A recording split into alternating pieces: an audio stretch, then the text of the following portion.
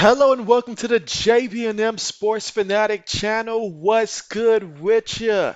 And so here we go. We've got NFL preseason today on a Saturday, guys. And so we've got the Las Vegas Raiders and the Minnesota Vikings here. So Minnesota here coming out with the football first offensively here. And that's right, Sam Darnold. I don't know how he does it. I don't know who he's blackmailing out there, but somehow we've got Sam Darnold out here. He's going to be starting off as QB1 today for the Minnesota Vikings here. And again, for both teams, the Vikings and the Raiders, this is a very important preseason game, a chance to really evaluate the talent that you have, particularly at the quarterback position. So this will be something that we really get to truly evaluate and see how this competition is going. But taking over from their own 30-yard line. Right now, Sam Darnold up under center. We've got a fullback in the backfield. Hands it to the back off the left side. It's going to pick up 3 yards on the play, and that's Ty Chandler getting those running back one reps today. Let's see. Joe says, let's go, Josh. All right. Appreciate that.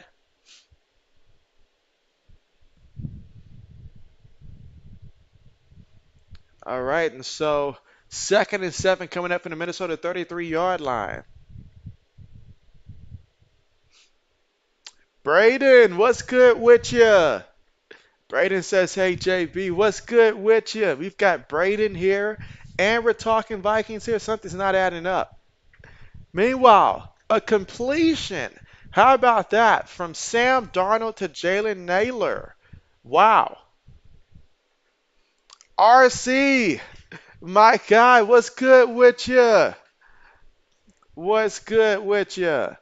Meanwhile, let JB go ahead and get the poll question up real quick as well. But we've got Minnesota here on the move. Sam Darnold completing a couple passes here. Let's see if it lasts. But right now, they're in Las Vegas territory at the 49-yard line.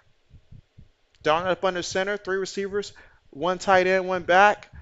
Feeds it to Chandler, and Chandler not going anywhere. That's right. That Raiders defense says, we're not going to let that happen. No gain on the play. Let's see. RC says, Braden 123, Braden 21, salute. And RC says, JB, you covering my Vikings? You say, love, bro. I love it. So, yes, we've got the Sport Blitz here as well. My guy, what's good with you? He says, yo, what's up, man? You say my NFL Plus isn't working for some reason, so you can't watch it. Got to get that fixed for sure. All right, play fake on 2nd and 10. Darnold steps up and lose the rush. Darnold going deep. Darnold, incomplete. Incomplete there. Defender did slip on the play, but a little innocent contact there. 3rd down coming up, 3rd and 10. So right now, Sam Darnold, he gets an opportunity here to go out there and to try to start the season off as QB1 there. So obviously they believe in what they've seen in him in camp. You know, another year in the league, we'll see. But that time he's targeting Jordan Addison, who's had quite the offseason. But 3rd and 10 coming up here in the first quarter, 13 minutes and 2 seconds to go.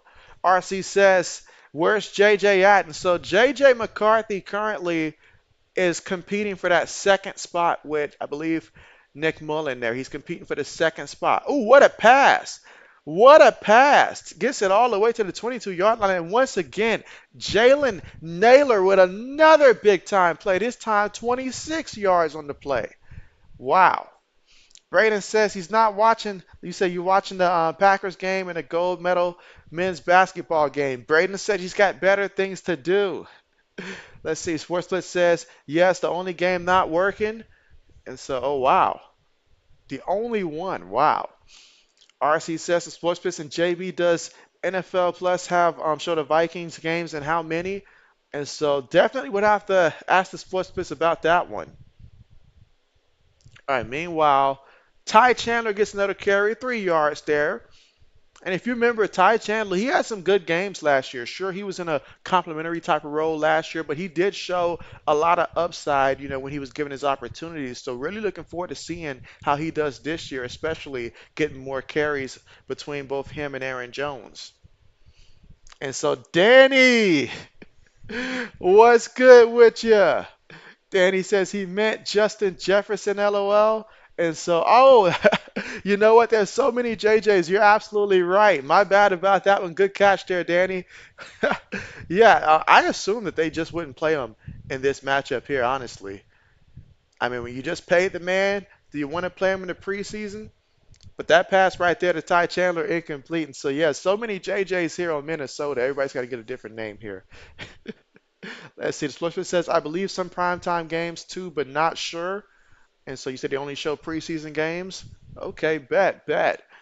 RC says the floor splits. Okay, so they're just robbing innocent football fans. And so that seems to be the trend, honestly. That seems to be the trend. But now Minnesota faced with another third down, but they've been good so far on third down. I mean, Sam, he's moving it out of the shotgun, throws it, gets another completion and a first down. He picked up about 11, 12 yards on the play, took the contact. Sam said he has redeemed himself. He has cleared his head of any type of ghost that he may have seen in the past. But that time, excellent route running there. Great throw. I mean, offensive line gave him time. That's how you draw it up. Now, he still hit the flow. He still hit the flow now, like, but they're moving the ball. Impressive opening drive. Again, here in the first quarter with 11 minutes to go. So far, 4 minutes off the clock here on the opening drive. And let's see. Danny says JJ to JJ will feed families for generations. Braden says Caleb Williams and Jaden Daniels played well earlier today. Meanwhile, Sam on a move, throws it, gets the completion there. And that's to Josh Oliver. He picks up 7 yards on the completion. Now we got a 2nd and 3 situation coming up here. 5 yards away from the end zone. Can the Vikings punch it in the end zone? Let's see. RC says Bears 2-0. Hello, Super Bowl. And so, hey, they did. I know it's a preseason game, but they looked impressive there against the Bills there. They're certainly going to check the replay and see where he stepped out of bounds. But I think that's a good spot there. All right, so here we go. Darnold again up under center, multiple tight ends on the play. Feeds it to the back in the back. Off the left tackle there, picks up a yard on the carry. Now we've got 3rd and 2 coming up. RC says JB and Braden. I don't know her last name, but Sydney in the 4x400 women's gold track and field event, she was burning rubber out there, you say. Nice. Yeah, this year's Olympics has been pretty entertaining. I mean, we only have to wait like every 4 years, but when it does come, it is worth the wait. 3rd and 2. Lines up in a shotgun, trips at the top of formation here. Tight end at the bottom of the screen. Looking. Has time. Moving. Still looking. Throws it with a guy in his face there and incomplete. Tried to squeeze that one into the Ty Chandler, but incomplete. It's 4th and 2. Do we go for it here or do we just go ahead and take the points? I say it's the preseason game. Go for it. It's 4th and 2. These are situations that you want to work on. 4th and 2, see what they do here. All right. Meanwhile, I mean, this drive is going so good. I didn't even get to put the poll question up here yet. All right, so 4th and 2. We've got 3 receivers, 1 tight end, 1 running back here. Shotgun formation. You at least need 2 yards to get the 1st and 4 to get in that end zone. Darnold looking. Darnold delivers a strike, but it's incomplete. I thought he had it, but it's incomplete.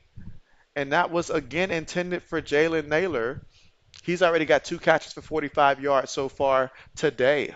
So impressive opening drive in terms of moving the ball, but ultimately come away empty-handed there after trying to go for it on 4th and 2. Let's see. Kenneth, what's good with you?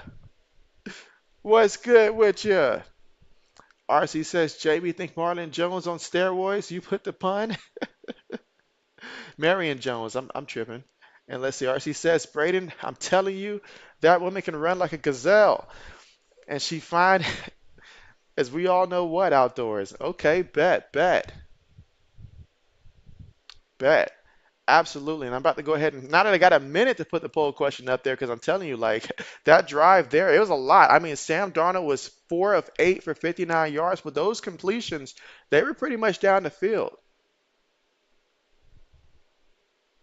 All right, and JB had to rearrange some stuff in here earlier, so JB didn't get to too much watch the previous game between the Bills and the Bears prior to the end of it. And we've got Old Man Mob here. What's good with your old man? What's good with your old man says that he's going to win our fantasy league this year.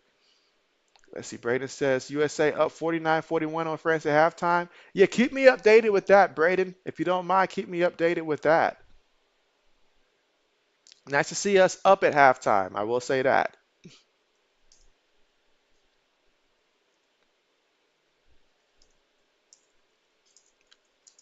Working on the poll question now.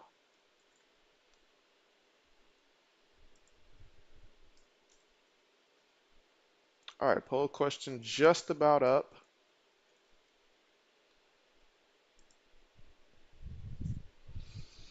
All right, so now the poll question, who will win more games this season? Will it be the Raiders or the Vikings? You go ahead, cast your vote, let JB know where does the chat stand in terms of who's going to win more games this NFL season between the Raiders and the Vikings.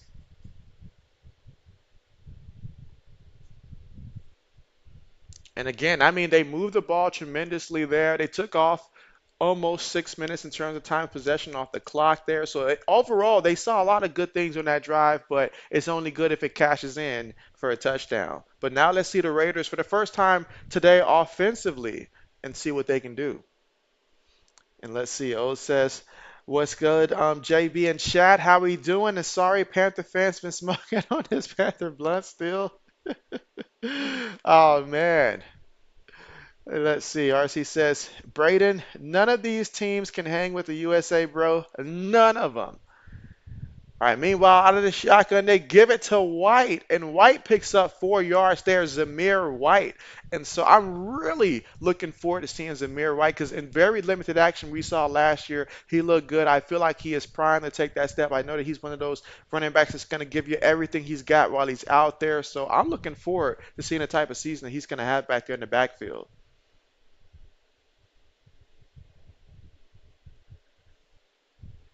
And again, they've got Aiden O'Connell as quarterback one for this one. 2nd and 6, shotgun formation. Receiver goes in motion. Three receivers, one tight end, one back. Aiden throws it over the middle. Gets the completion and a first down to Michael Mayer.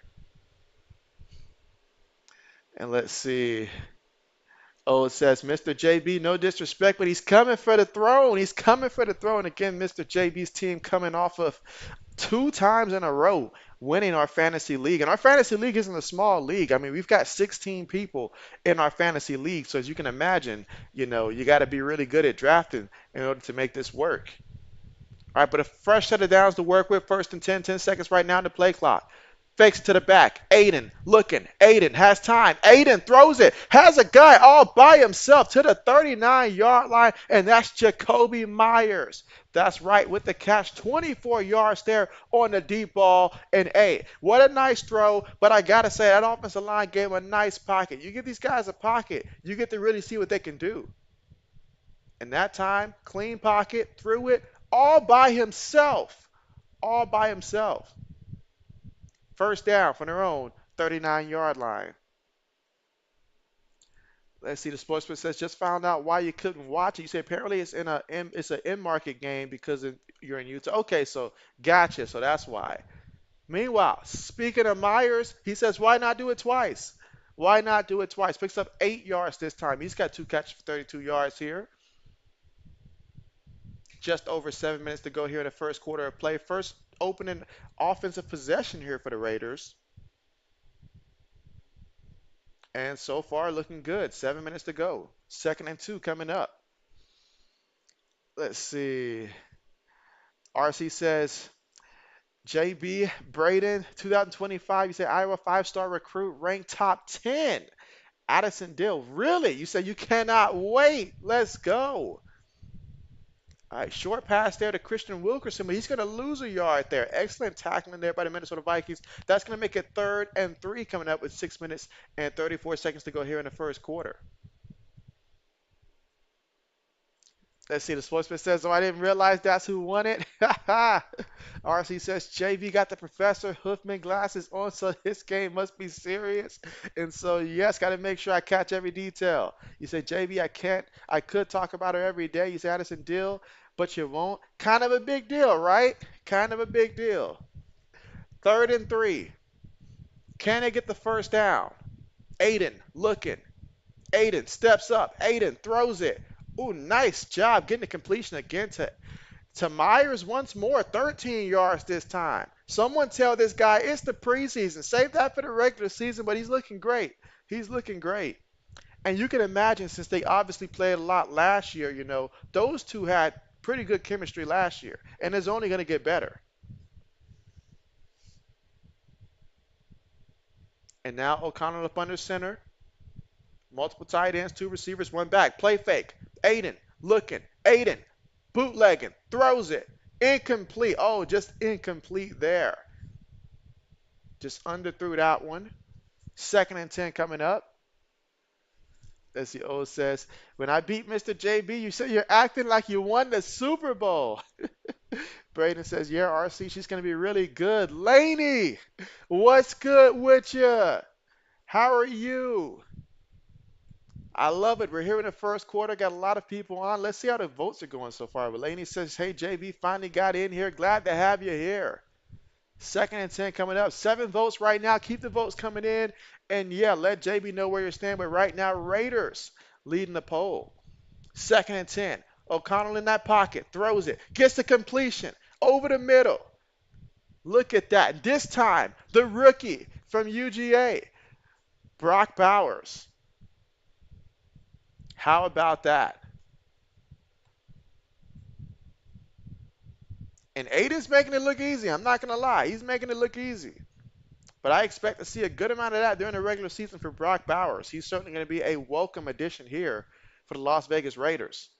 Let's see. Laney says, good. How are you? And so I am doing great. We have football on a Saturday. I am great. This time gives it to the back. And Zamir Wright's going to pick up 4 yards on the play. So he's got 2 carries so far for 8 yards in this one.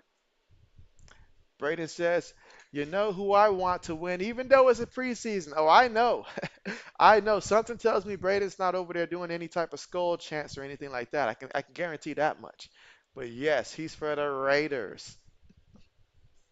Meanwhile, Lewis is probably doing cartwheels right now since his Bears are 2-0 in the preseason.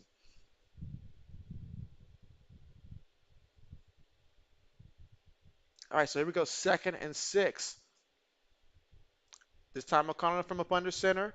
Tosses it to the back, and the back fighting for everything he can there.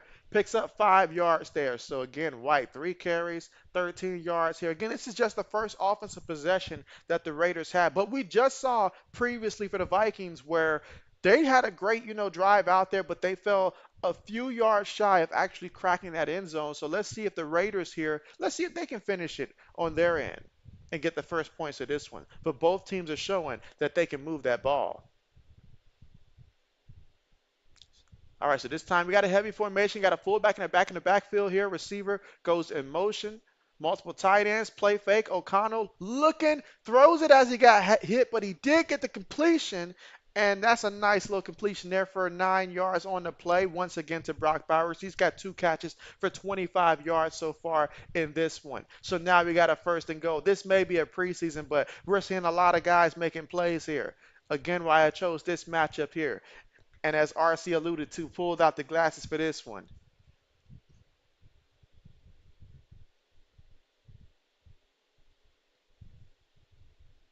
All right, so here we go. First and goal. This should be Zamir White type of territory here, but let's see. Receiver goes in motion.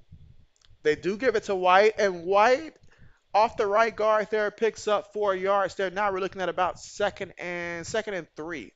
Second and 3. Let's see. Braden says Brock Bowers is going to have a huge season.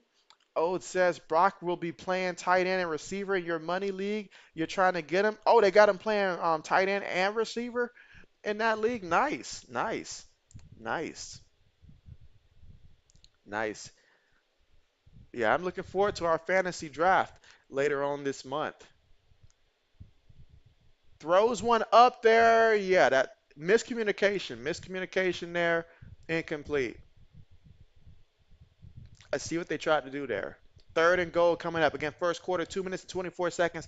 This quarter's gone by fast, guys. Like, because both teams are doing a tremendous job at moving the ball. And again, we've got 7 votes right now, and the Raiders are leading the poll. So if you haven't voted yet, go ahead and vote and let JB know which team is going to win more games in this regular season, per your opinion. There are no wrong answers in this one, or at least we won't know until the end of the season. So, third and goal. Can Aiden lead his squad into the end zone?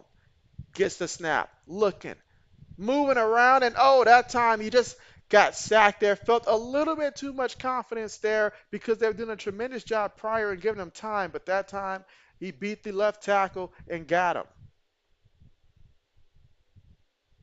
Yeah, left tackle got beat, and if he wouldn't have got him, the guy in front of the left guard would have got him. So that left side got beat on that play. That should make this decision a lot more easier to bring out the field goal unit. But 14 plays, 83 yards, in nearly 7 minutes in terms of time of possession off the clock so far in this one. Let's see. Oh, it says, yeah, for some reason I have him as that. You say you asked the person who's running it. He said it's because when Brock was drafted, the media said he could play tight end but gets snaps at receivers.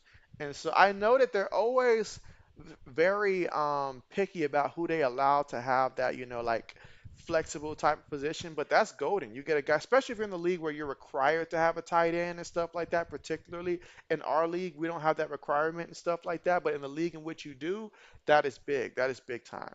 Big time. Because we all know there's only but so many tight ends that can really go out there and really at a high level consistently change the game and stuff like that when it comes to fantasy. So the Raiders come away with 3 points here. They're leading the way 3-0. That was their first offensive drive. So both teams have had the football just one time each, and we're almost done with the first quarter. Now we're at the commercial. When we come back, Raiders will kick things off here. But I'm seeing a lot of good things so far from the quarterbacks in this one. Sam Darnold, when he had it with Minnesota so far, 4 of 8 for 59 yards.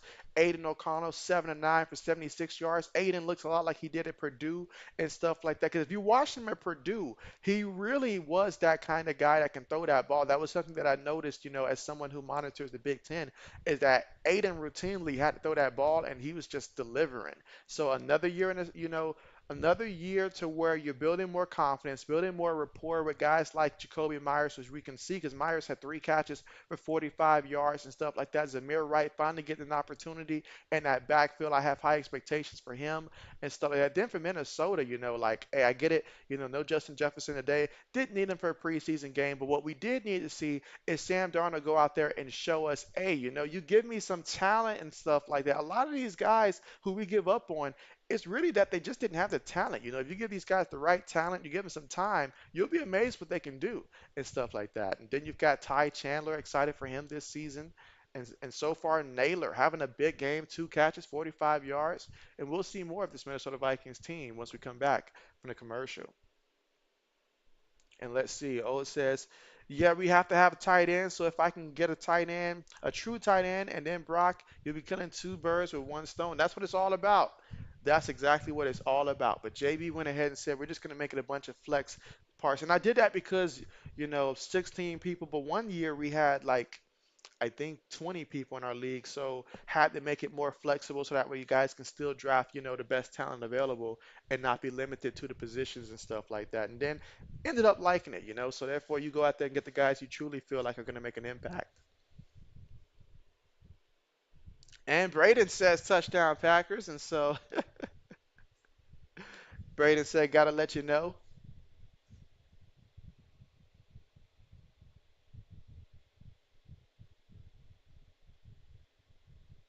All right, getting ready for the kickoff here. Catches it at zone 8. It's at the 20, 25. Fighting to about the 31, but there is a penalty right now here in the first quarter. 3-0 is our score. Raiders up. And we got a minute 29 left to go here in the first. Let's see. Braden says a 60-yard bomb to Wicks. Again, Braden guarantees that Wicks is going to be on his fantasy team this year.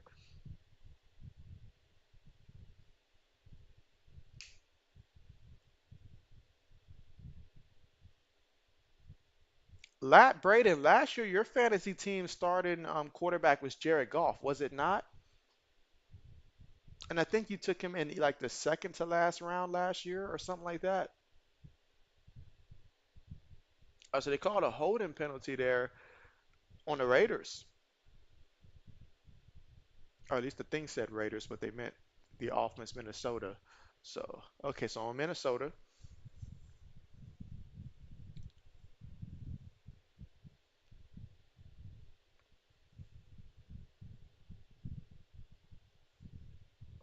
I didn't get to watch the Steelers and Texans game. Did anybody watch that game? How did Justin Fields look to you guys? I understand he did some things good, but it seemed like there was a couple fumbles as well. Meanwhile, Ty, look at Ty. He's already in regular season mode. Look at him pick up 7 yards on the play. 5 carries for 14 yards so far today.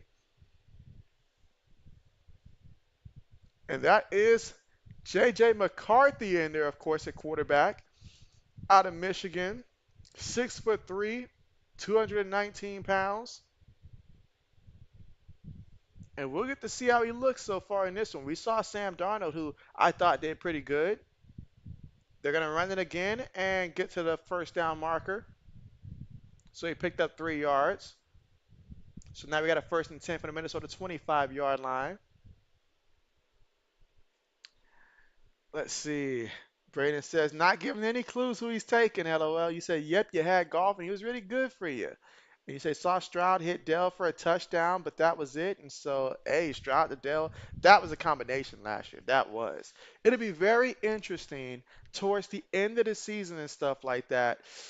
You know, when it comes to Stephon Diggs and stuff like that fitting in, him, Nico Collins. I mean, they got so many weapons. This is going to be a high-powered offense again, even better.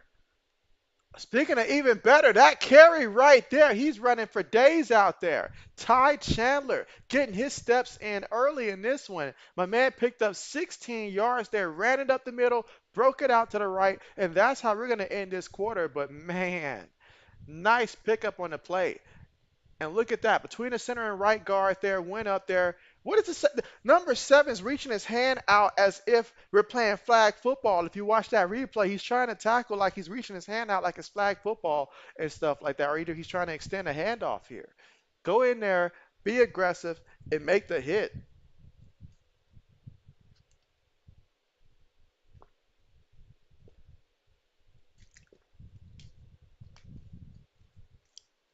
Oh man, how you feeling about the fact that the Patriots let go of Juju Smith-Schuster? How do you feel about that? I know I was happy when I seen it. I know I was happy. All right, but we got 8 votes in, 4 for the Raiders, 4 for the Vikings. Okay, let's keep the votes going. Let's keep it going. Let's see. Oh, it says Buffalo only team with no Super Bowl and so far no wins. No wins this season in the division. And so, yes. Well, I hope we can apply that to the regular season as well. And you say Seven needs to do push-ups. And so, yeah, I mean, it was an awkward looking thing. Like, it really looked like it was, that. And so, let's see. Oh, it says, so happy Juju is gone. And so, yes, yes. Absolutely. Getting rid of Juju Smith-Schuster, getting rid of Devontae Park. Yeah, we got rid of him before he retired and stuff like that. Those were two things that was high on my list for things that we needed to have take place from last year's rosters because those two guys, their name was way bigger than their game and stuff like that. And so, absolutely, absolutely. So I am glad that he was the one to be let go. And so I know we got a lot of receivers, so some other guys eventually will have to be let go, but I'm glad that we started with him and give him time to find somewhere else. I got no beef with the guy and stuff like that. If he can find somewhere else that he'll be able to contribute to, then by all means, go ahead. I hear Pittsburgh's looking for a receiver, so if Juju would like to go there, by all means.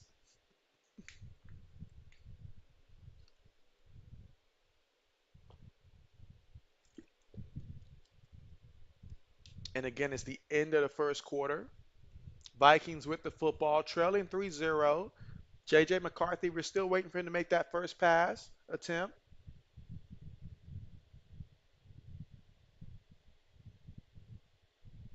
Oh, look at that schedule. That week two, San Francisco, week three, Houston. Those two are going to be tough. Then Green Bay at Green Bay.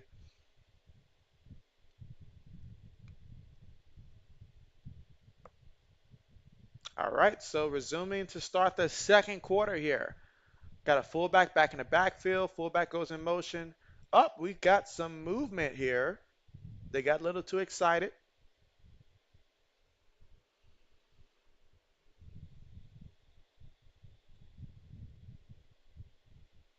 All right, so backs them up 5 yards here.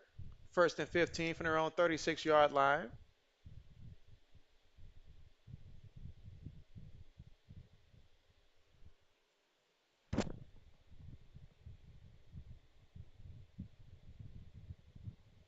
Look at the time of possession. Both teams have had it nearly identical in terms of time of possession. They both moved the ball well through the air, on the ground.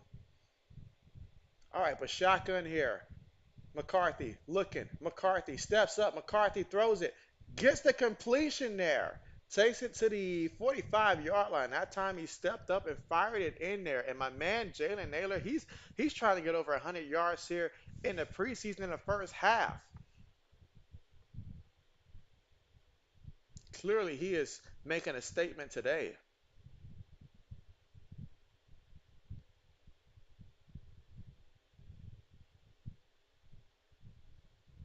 All right, first and 10.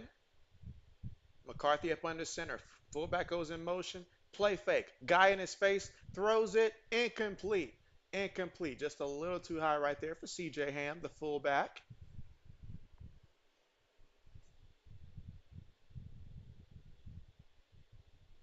So now second and 10.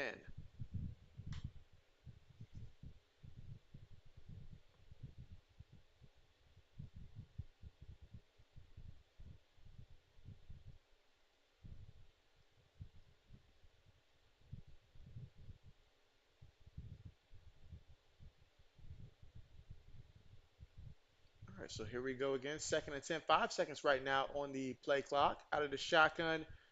Feeds it to the back here on the draw, and he's going to pick up a yard on the play.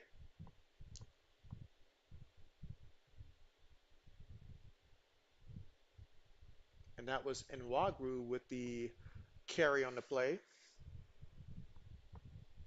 So now third and 8. So on third down here, can they get a first down and have a similar drive to the first time out there?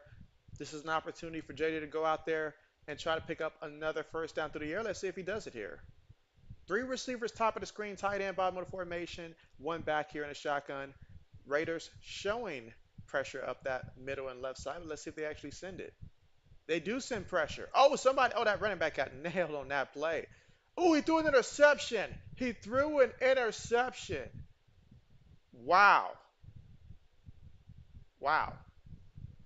And that time he felt the pressure, all right? So I know it's a preseason game. We don't often see a lot of blitzes, but that time they brought the pressure. My man saw the pressure. He knew where he wanted to go with the football there, but he threw it in, wrong foot, guy coming at him, and then just not able to put what you need to put on that ball there. But ultimately, the Raiders did what they intended to do on that one, and that was Jack Jones.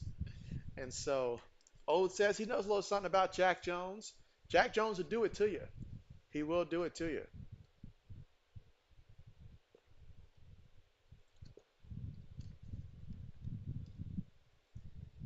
I like Jack Jones for the Raiders. I do.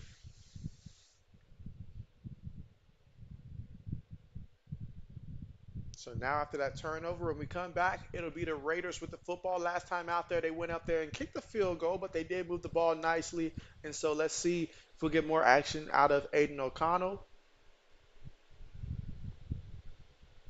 But yes, if you're just tuning in, JJ McCarthy just threw an interception on the play.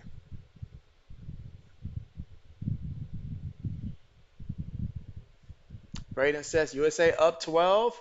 All right, how much time we got left for quarter?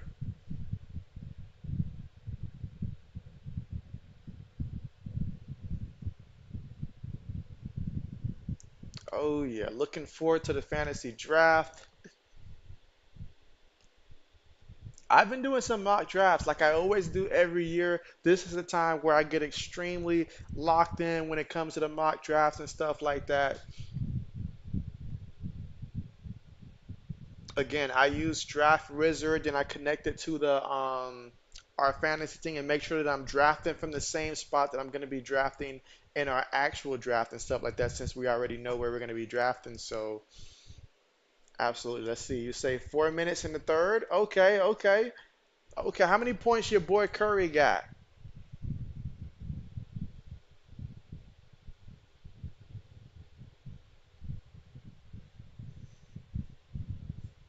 And this is why you have preseason games. This is important that, he gets to experience this now so that way later on in his career, he'll be able to handle it. You rather this happen in the preseason than regular. And that time, you see where he wanted to go with it. But because him trying to throw it there, and I'm not going to sit here and say he's got like the most elite arm or anything like that. So that's something that you got to be able to take into account there. So I get what he was trying to do, just unable to do it.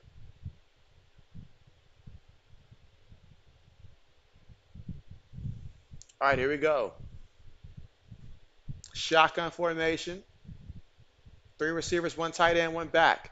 Gives it to the back. Oh, look at that. 4 yards there. Alexander Madison. So he was supposed to be the guy last year. They thought he was going to be the guy. Heck, I thought he was going to be the guy and stuff like that. I took him in fantasy and stuff like that myself and all like that. But yeah, it did not go as people had hoped in terms of being the ultimate, main back. But what we do know is that Alexander Madison does do pretty good when he's coming off the bench and stuff like that. We've seen that throughout most of his career and stuff like that. So he can be a nice, second option.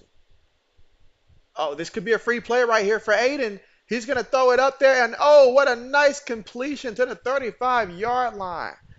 Wow. They say Aiden's been looking good in camp, and it is definitely showing over. He's taking that next step. You never know how that from year one to year two progression is going to look. But hey, when you're making plays like that, that's great. Tremendous. And that was Tucker with the catch that time, 29 yards. Tackled by Theo Jackson, the safety, number 25.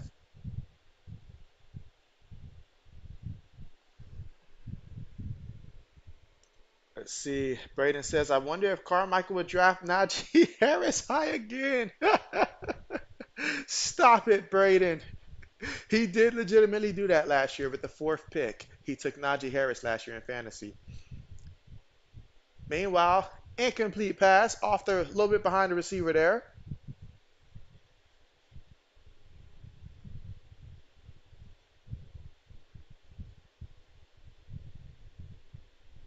Man, look at the chains my man got on that sideline. But when you get paid the way he does, I can't blame you. Second and 10.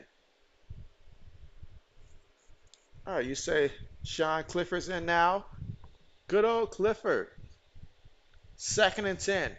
Tosses it to the back. Got to get to the outside. Tripped up about 3 yards shy of getting to that first down marker.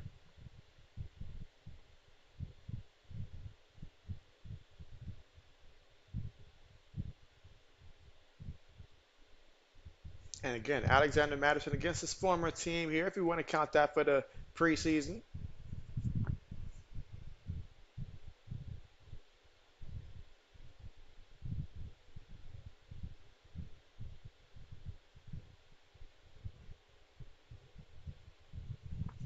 All right, third and 3.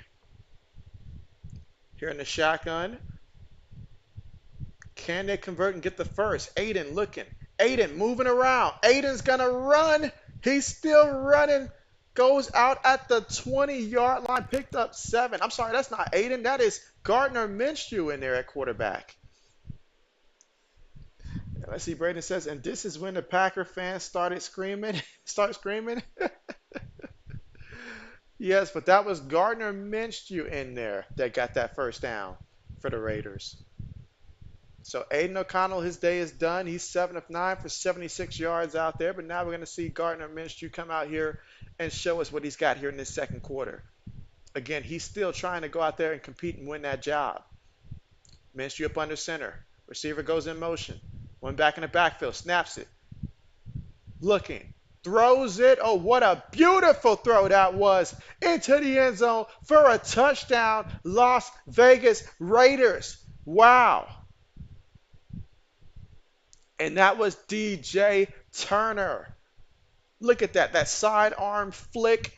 Perfect positioning. The man looked like he's done it before out there. Wow.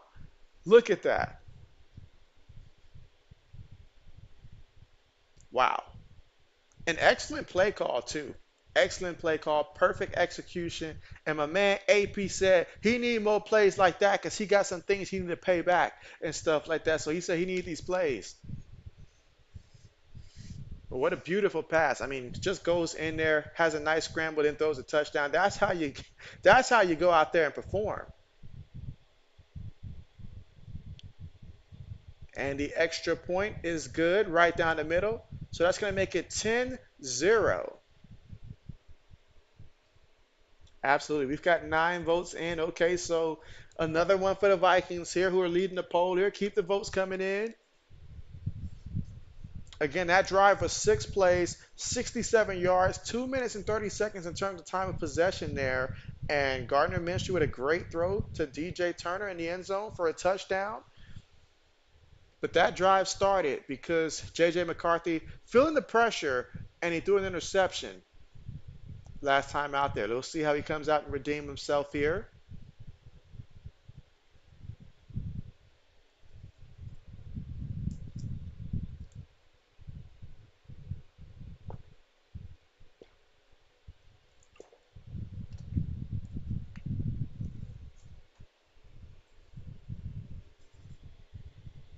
And again, currently right now at the commercial, I see that the Packers and Cleveland game still in the first quarter there.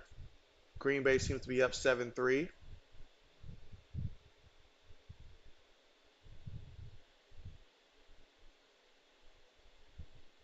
Does anybody know if Josh Allen actually played to open the game for the Bills or not?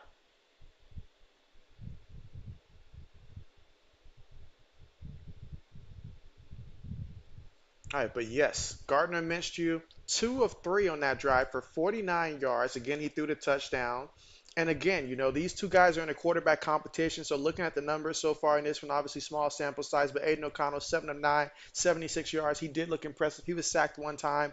And then Gardner Minshew on that last drive, his first drive out there, 2 of 3 for 49 yards. Again, 1 touchdown, no interception. And so both of these guys looking pretty good. Looking pretty good. If that's the kind of quarterback play that you're going to get from these guys, then hey, you've got yourself one heck of a competition. But it doesn't stop there. Looking at the Vikings, though, Sam Darnold, he was 4 of 8 for 59 yards passing. And so far, J.J. McCarthy, 1 of 3 for 18 yards and also an interception. But we'll see what he does here on the next drive. Raiders getting ready to kick things off. They lead this one 10-0 here in the second quarter with just over 11 minutes to go before halftime. And for Minnesota as well, Ty Chandler, 7 carries, 33 yards. He had that one run for 16 yards. That was really impressive up the middle before he bounced to the outside. And then you've got for the Raiders here, Zamir White, the leading rusher, 4 carries, 17 yards. Alexander Madison, he's got 2 carries and 11 yards against his former team. And Gardner Minshew had one scramble for 7 yards so far.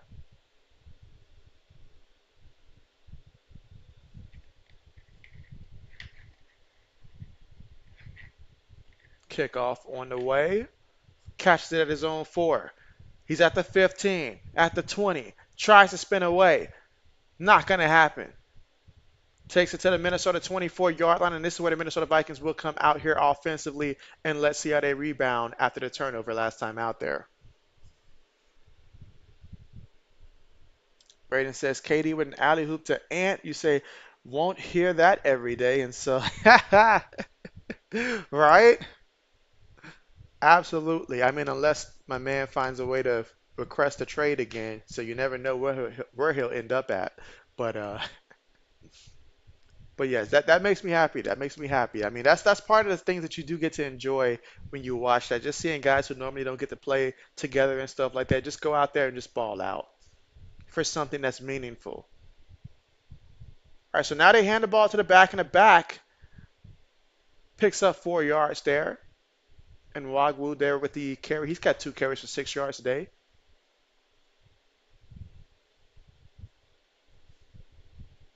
10 minutes and 35 seconds to go here in the second quarter. Vikings find themselves trailing 10 to 0.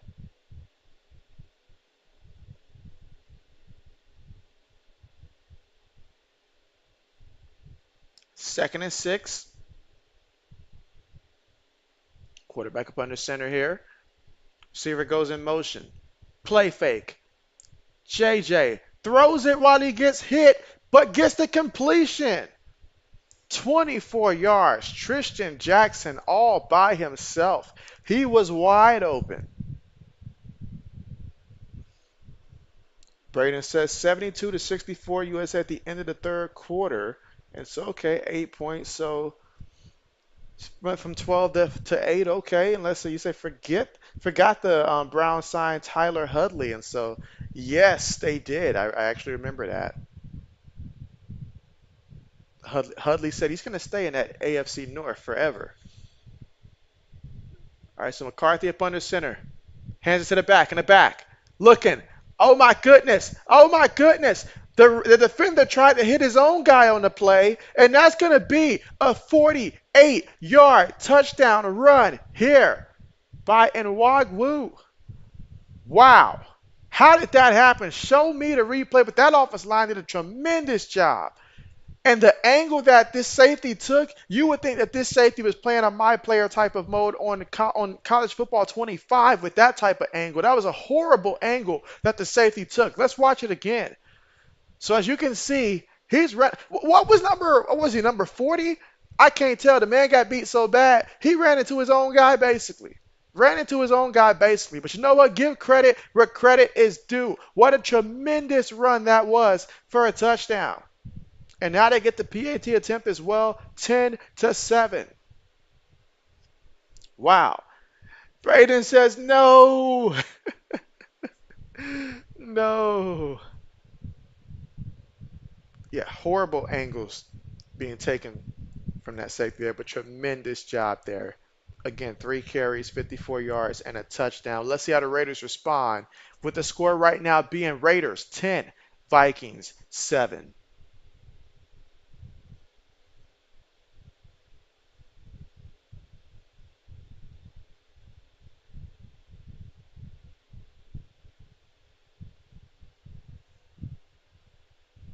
That reminds you of those of the prime days. Again, I'm talking about the earlier days and the Dalvin Cook days and stuff like that with runs like that.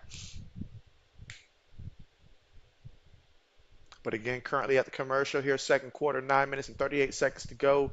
And so Vikings just scored a touchdown, and Raiders are up 10-7, and they're about to get the football when we do come back from the commercial. An opportunity to see more of Gardner Minshew, who himself threw a touchdown last time he was out there.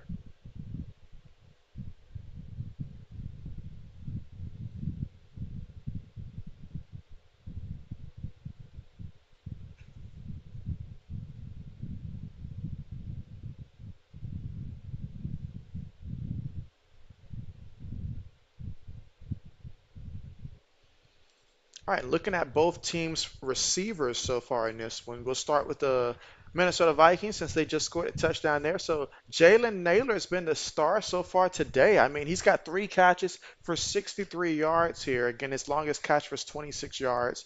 Then we've got Tristan Jackson, who again just had that 24-yard completion from J.J. McCarthy there. That was, his only catch so far here. Josh Oliver, he's got a catch to tight end. He's got 7 yards here. And Jordan Addison, he got 1 catch earlier for 7 yards. He was targeted twice.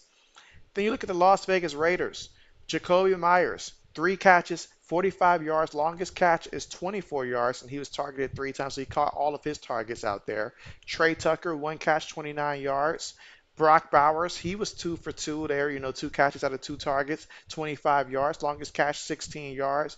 DJ Turner got in the end zone there on a 20-yard completion there that was thrown to him by Gardner Minshew last drive out there. And you've also got Michael Mayer. He had a catch for 7 yards. And Christian Wilkerson had 1 catch for -1 yards. Michael Mayer probably says people used to get excited when they mention me, but now it's Brock Bowers.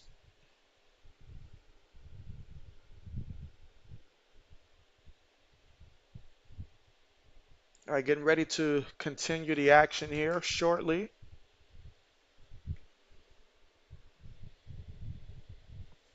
Kickoff on the way. Isn't that kicker the kicker from Alabama, if I'm not mistaken? Will Wright? Is that not him? All right. Meanwhile, they return to the 25-yard line. All right. So another opportunity here for Minnesota, and so let's see if they can continue. I'm sorry for the Raiders here. Let's see if they can continue what they tried last time out there when they went out there and scored. You know, they had some success. They've been able to move the ball, honestly, pretty easy. Let's see if that continues to be the case.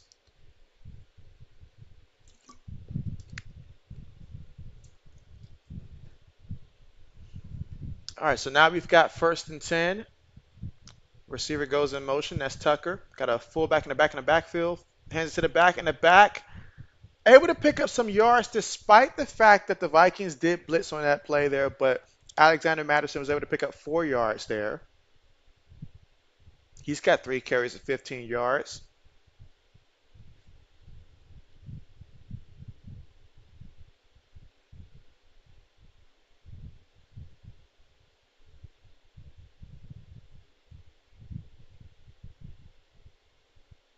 All right, so here we go. 2nd and 6. Multiple tight ends on the play. 2 receivers, one back in the backfield. Minshew. Play fake. Minshew moving around, still looking downfield. And ultimately just has to throw that one away there. There was nothing there. 3rd down coming up. 3rd and 6.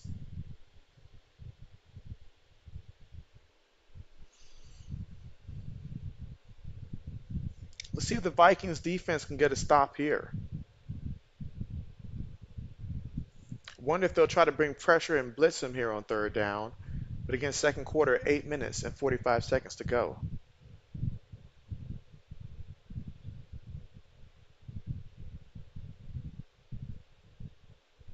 All right, shotgun formation here from their own 30-yard line. Tight end goes in motion. And they're going to go ahead and take a delay of the game here. And so, yeah, you can't have that happen there. But it's going to back them up 5 yards. And now you go from a 3rd and 6 to a 3rd and 11. And obviously, the difference between 3rd and medium and 3rd and long, big difference.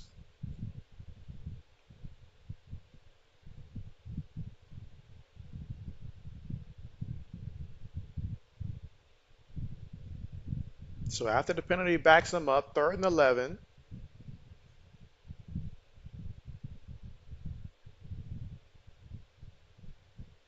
10 seconds right now on the play clock. Gardner going deep. Has a man for, oh my goodness, what a big play. 44 yards, it looks like. About 44 yards there to Trey All Day Tucker. How about that? 2 catches today for 73 yards. I tell you what, these guys, they're going after it. They are going after it. Both teams, their receivers, they are on it. They are on it. Completely different than the last game that I had streamed. And so in terms of these big time plays, but gotta love it. Shotgun here, feeds it to the back. Okay, picks up 4 yards there, and that is Amir Abdullah there with the carry out of the shotgun. 7 minutes and 50 seconds to go here before we reach halftime. Raiders up 10-7. All right, Braden says USA up 11 with 7 minutes left to go. Oh, bet, bet, bet. Bring it home. All right, here we go. Shotgun. Minshew. Moving. Minshew. Throws that. Oh my goodness. He got rocked. It wasn't worth it. It wasn't worth it. It wasn't worth it. To pick up 2, 3 yards and to get hit like that. Oh my goodness. He brought the wood. Wow. Wow. And that was Harrison Bryant that got lit up like a Christmas tree out there. And so I believe he was injured on the play.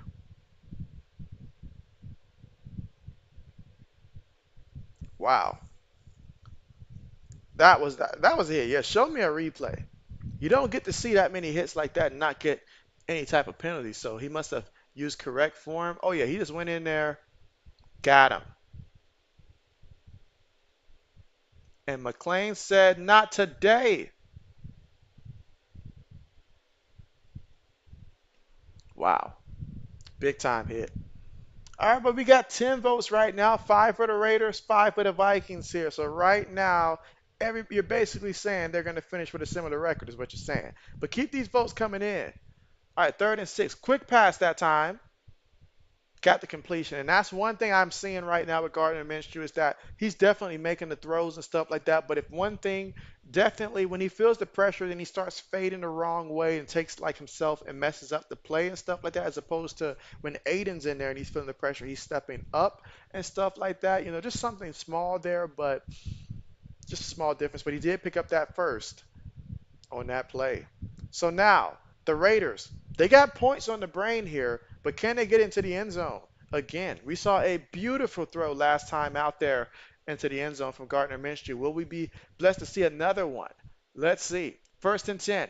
Gardner throws it, completed to the back at the backfield, and the back picks up about, let's see, reached out the ball there to pick up about 9, 10 yards there. I believe they're saying that he got the first here in the second quarter with 6 minutes and 30 seconds to go. Raiders up 10-7, knocking on the door right now, about a good 6 yards away from the end zone.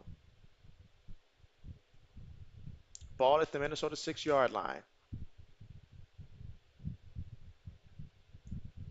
All right, time to make those formation subs, bring in the heavy guys. But this is why the Raiders drafted all them tight ends and have all these tight ends and fullbacks and stuff. Feeds it to the back. Powers forward there, picks up 4 yards there on the carry, and that is Zamir White. So they brought back in Zamir White there for the carry. And again, I'm telling you, once they get to the end zone, that's going to be Zamir White's territory each and every time.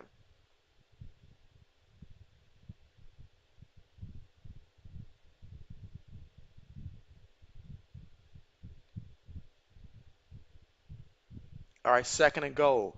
Minshew up under center here. Receiver goes in motion. Feeds it to the back again, and look at that.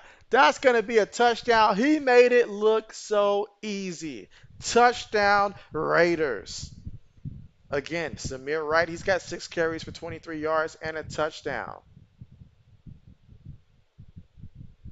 All these arm tackle attempts, like, that's not going to work.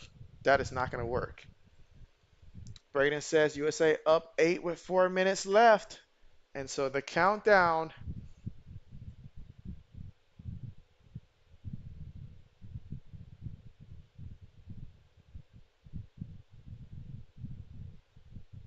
Braden says he wants to be on next year's Team USA's squad and compete in multiple sports. Braden says also Clifford looks, and so, well, I tell you what, Braden, something tells me that if you guys give us a call, we might can send you Bailey Zappe. We can send you Bailey Zappe if you guys really need a backup quarterback. We can send you Bailey Zappe. Now that I think about it, that's actually not a bad idea. I mean, you guys just cough up, maybe a 5th round pick this year and a 5th round pick next year. You know, I can pull some strings.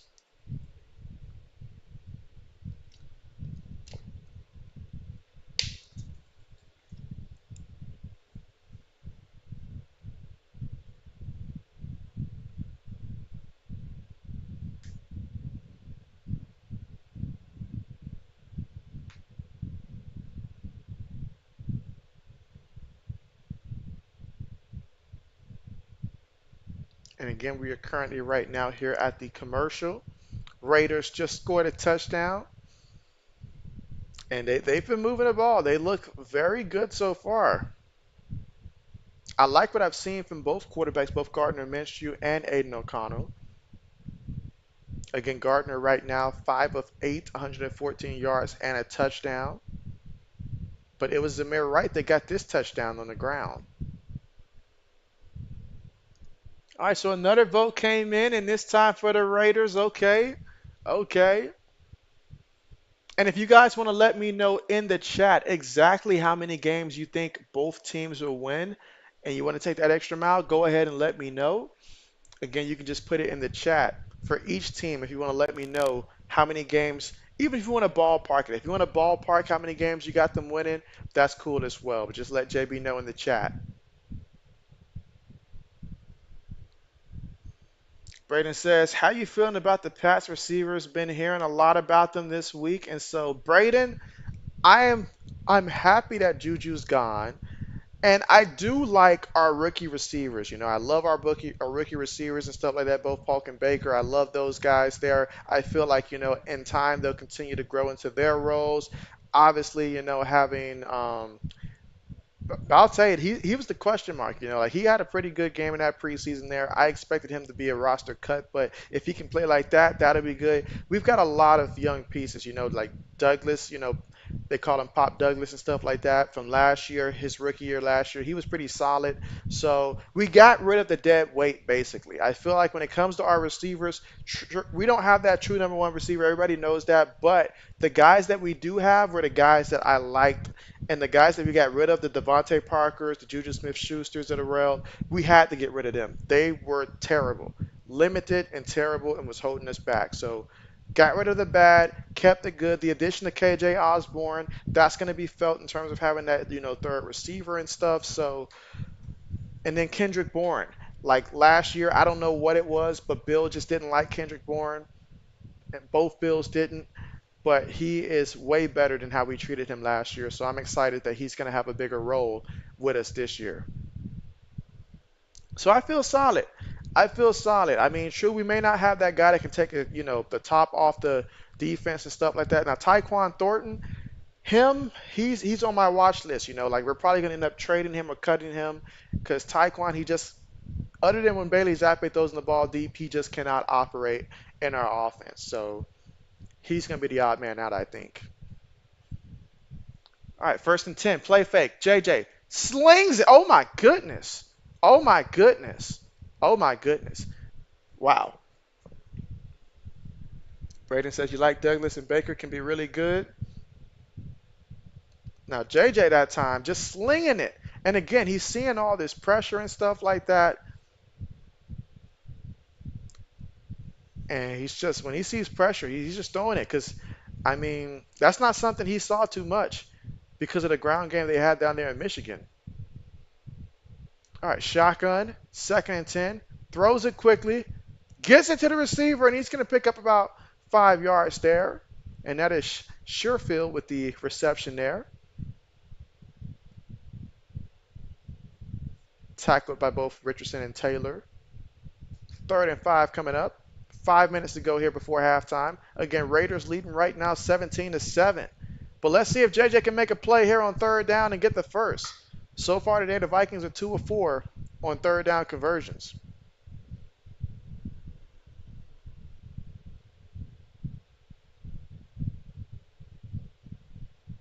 JJ feeling the pressure. JJ's running.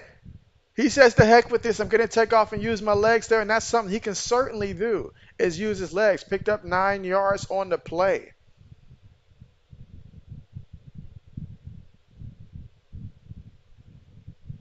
And that's definitely something that you can look forward to in the future. His ability to just elude the rush. That's going to come in very clutch for him. Now McCarthy up under center. One back in the backfield. Play fake. Looking. Throws it. Gets the completion. Gets the completion there near the sideline there. And again, that was Trey Jackson there. Picked up 21 yards and takes it to the Las Vegas 25-yard line. Got that ball in there.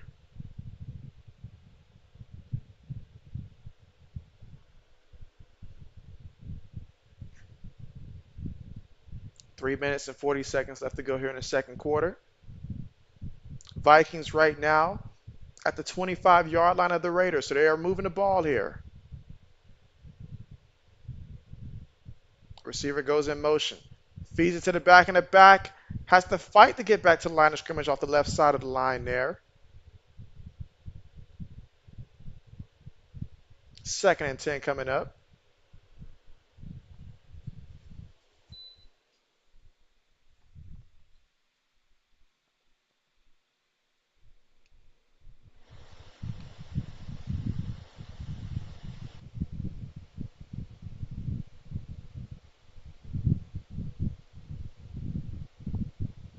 All right, so 2nd and 10.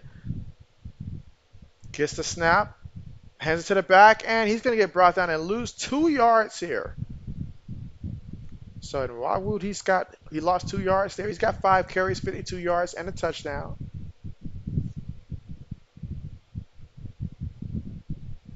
So 3rd down once again. This time 3rd and long, 3rd and 12.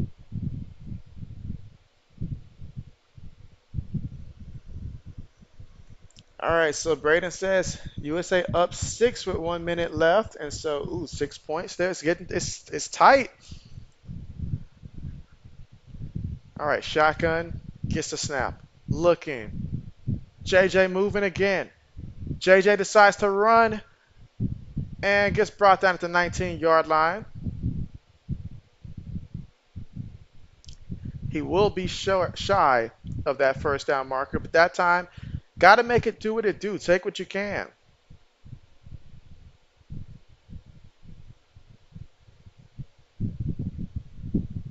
He's got 2 carries for 18 yards. All right, so Braden says make it now. He said Curry hitting daggers. Let's go. Make it 9. Okay. Nice, nice. Braden says that makes him extra proud out there.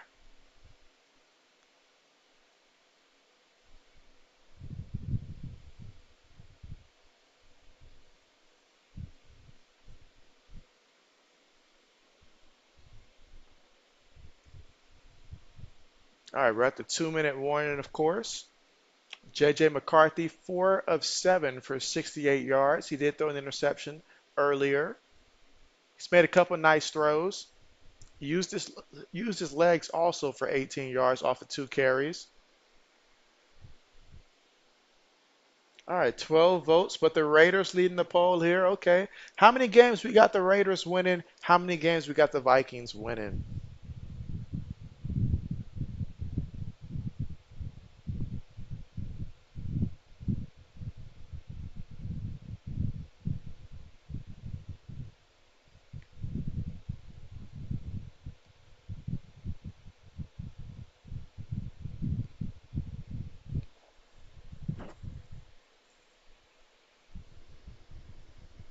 Braden says Wimby hits a 3 now. And so, that sounds just like him. Yeah, this is awfully close. All right, and again, 2-minute warning right now. And to just zone in on the quarterback play so far, again, for both teams. We'll start with Minnesota. So right now, J.J. McCarthy, 4 of 7 for 68 yards. No touchdowns, 1 interception. He's also got 2 carries for 18 yards. Sam Darnold earlier on the one drive he had was 4 of 8 for 59 yards. No touchdowns, no interceptions.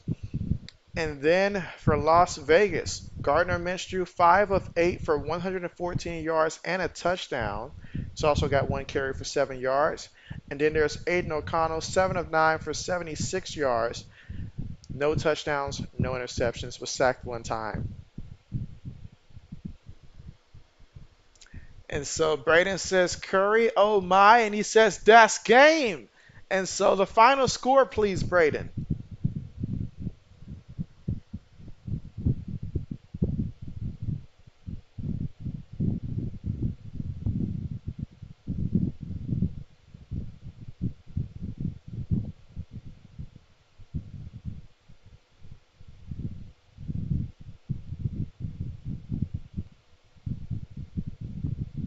All right, so we're going to have a field goal attempt here. Kick is up. Oh, it's blocked. It's blocked, and we're going to have a return here on the field goal. And the Raiders, wow, we're out here blocking kicks in a preseason game at that. Wow. They say big-time players make big-time plays. There's one thing I can say about this team for the Raiders, and I feel like them, keeping Antonio Pierce, that's big because I can feel the energy that's coming from this team right now for the Raiders and stuff like that. And that's something that tells me that they like playing hard for their coach. But wow, you block the kick, then you return it for a nice return. These guys are going after it. They're all in. Wow. Braden says 98 to 87. We win gold. Let's go. Yes, let's go. Here it is. You think it's safe to say champions of the world now? All right, feeds it to Abdullah. He picks up 2 yards there. Second and 8 coming up. We've got a minute and 40 seconds left to go here in the second quarter. Right now, Raiders up 17 to 7.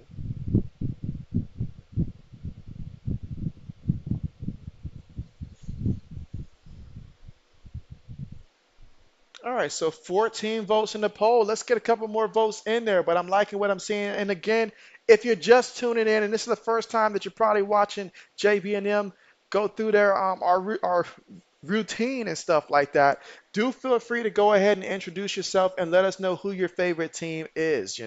Doesn't matter. If you're already someone that's on the channel, if you just want everybody to know who your team is, go ahead and let us know in the chat who is your favorite NFL team, even if they're not playing in this game.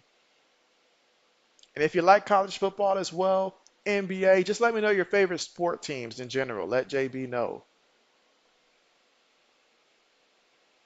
All right, so now we've got third and 8. A minute and 14 seconds left to go here in the second quarter. Tight end goes in motion.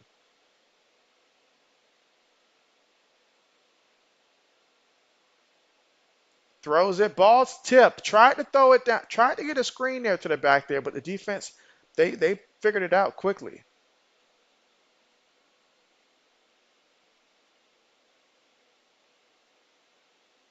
Yeah, that time he was ready for it. He was ready for it. Good job to get a hand up. You're getting after the quarterback. And as a defender, you should know if somebody just lets you slide off like that, something sketchy's going on. RC says, JB, what it does, cuz. See what you did there. See what you did there. I'll tell you what it does. It does gold for the U.S. men's team. That's what it does. Bringing home the gold. But yes, so far in this one, JB loves what I've been seeing from, these quarterbacks here. And some of the stuff, when JJ threw that interception earlier and stuff like that, that's just because of the pressure and stuff like that. But as he's shown, he can obviously use his legs and stuff. That's no surprise. That was, the scouting report there. And so it's just handling the pressure when it's coming at you and then trying to get that ball to the guy or either knowing when not to try to force that throw. Little stuff like that.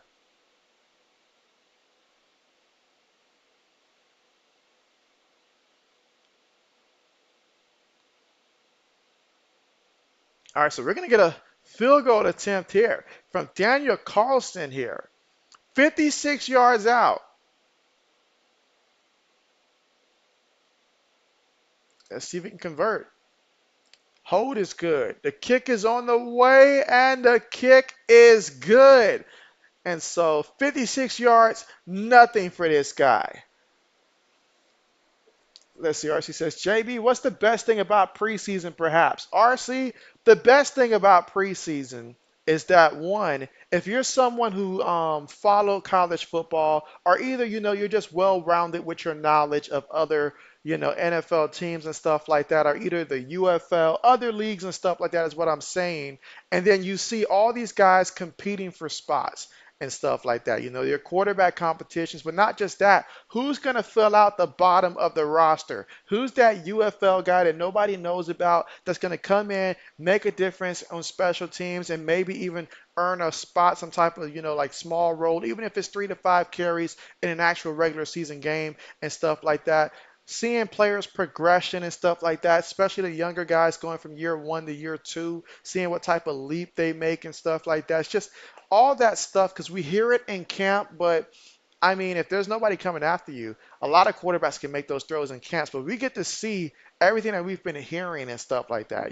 So that's perhaps the best part. That and we just really miss football this time of the year. So I'd say that's perhaps the best part about preseason, in my opinion.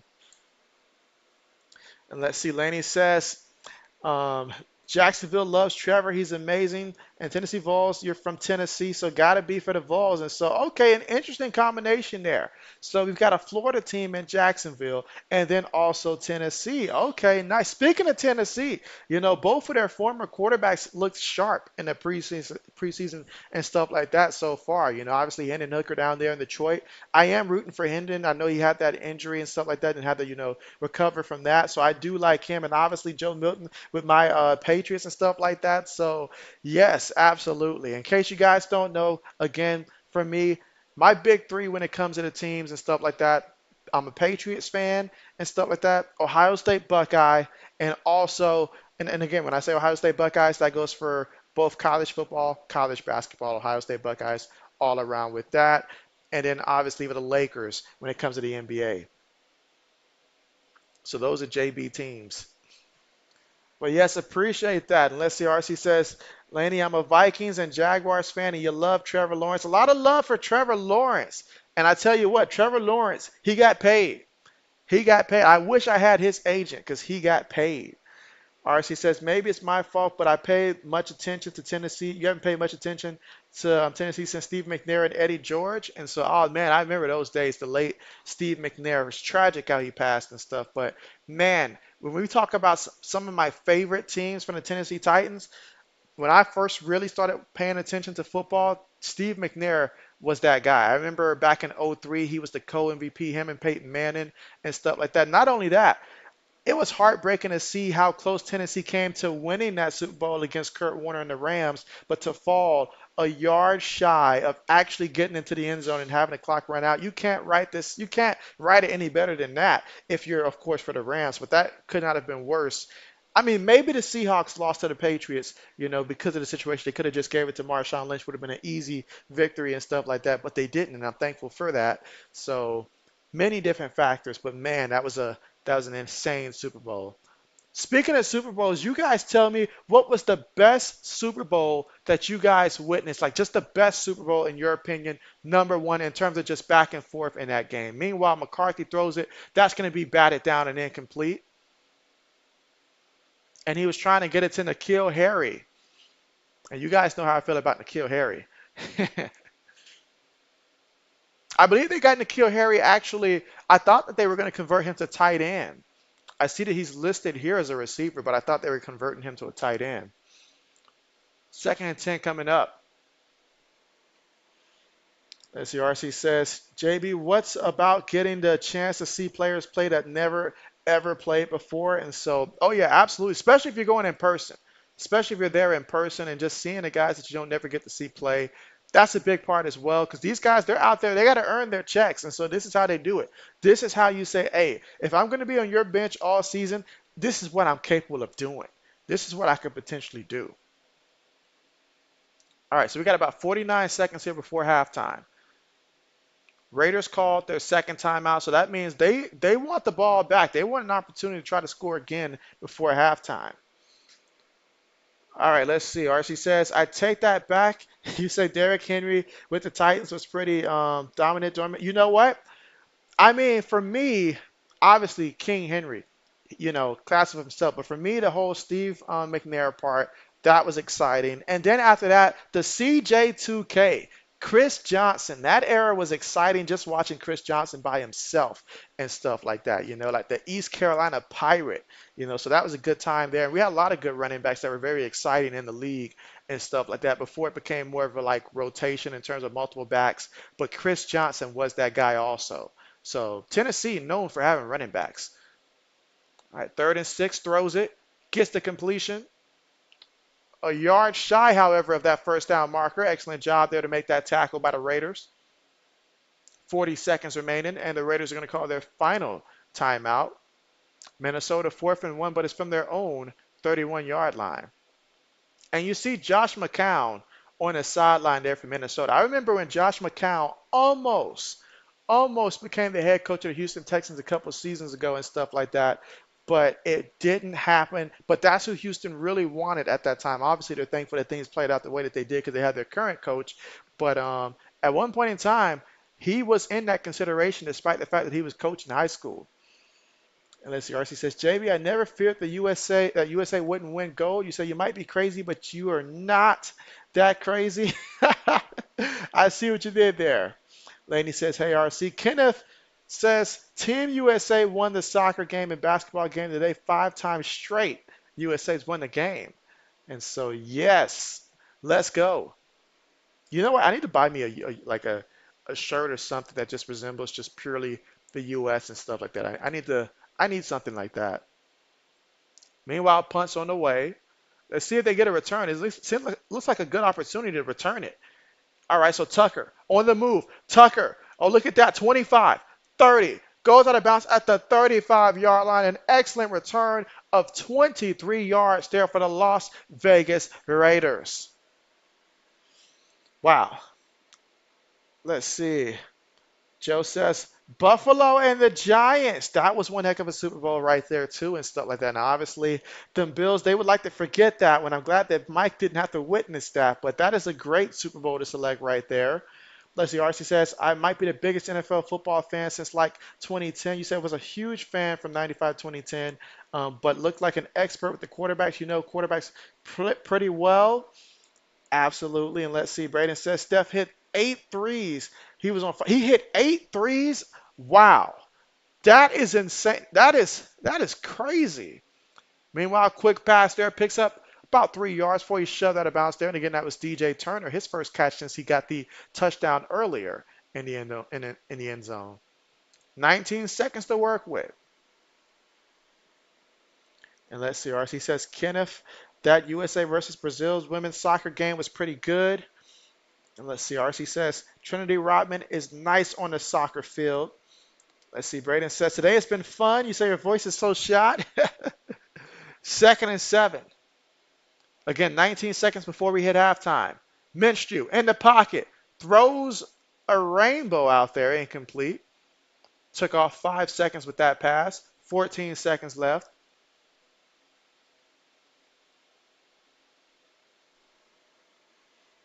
Let's see, Kenneth says, or a hat for Team USA. And so, yes, yes. Good call there. Good call. Good call.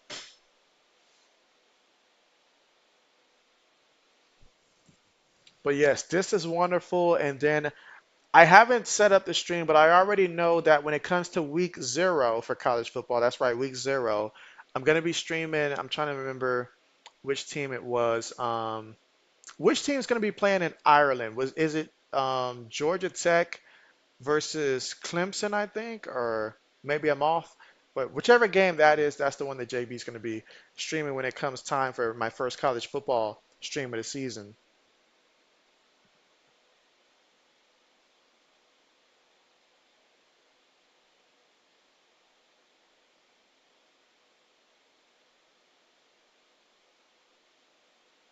All right. So again, at halftime, 20-7.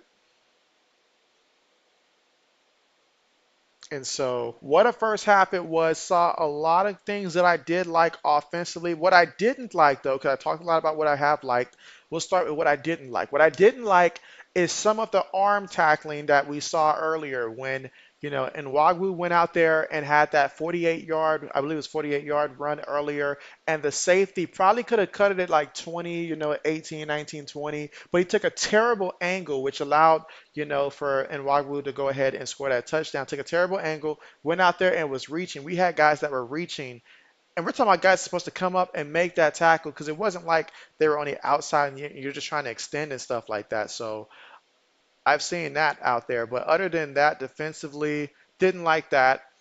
I've seen the left side of the line getting a little bit like blown up occasionally from time to time, not consistently, but JJ's been under pressure a lot. He's been under pressure a lot.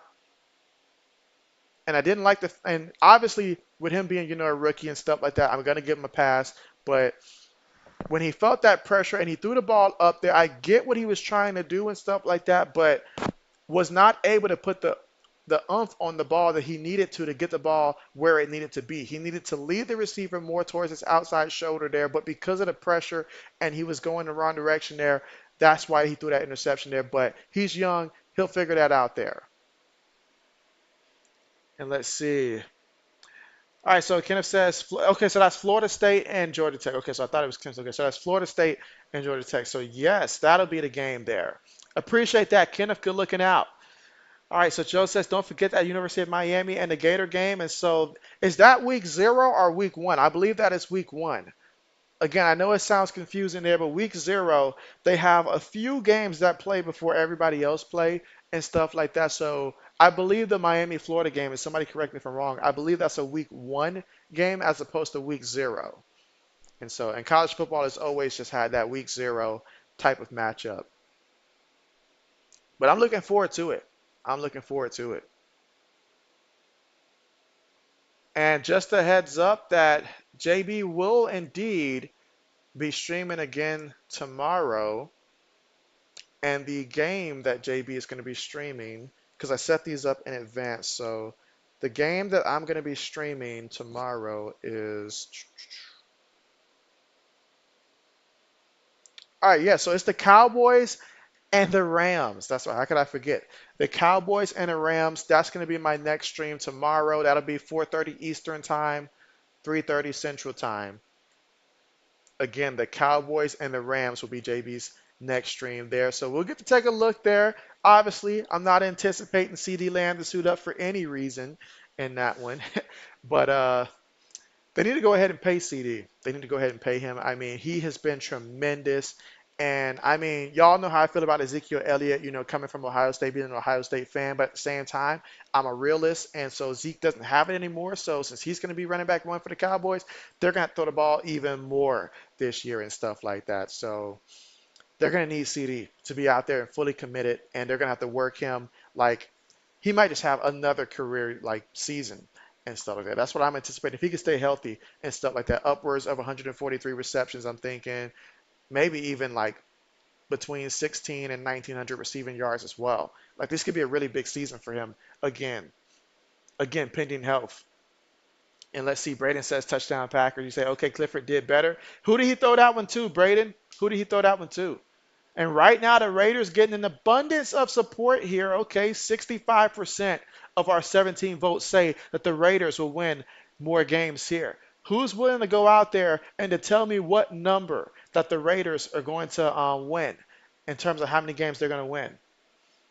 And let's see. Braden says, JB streaming the 2 teams that you despise back to back. You see how it is?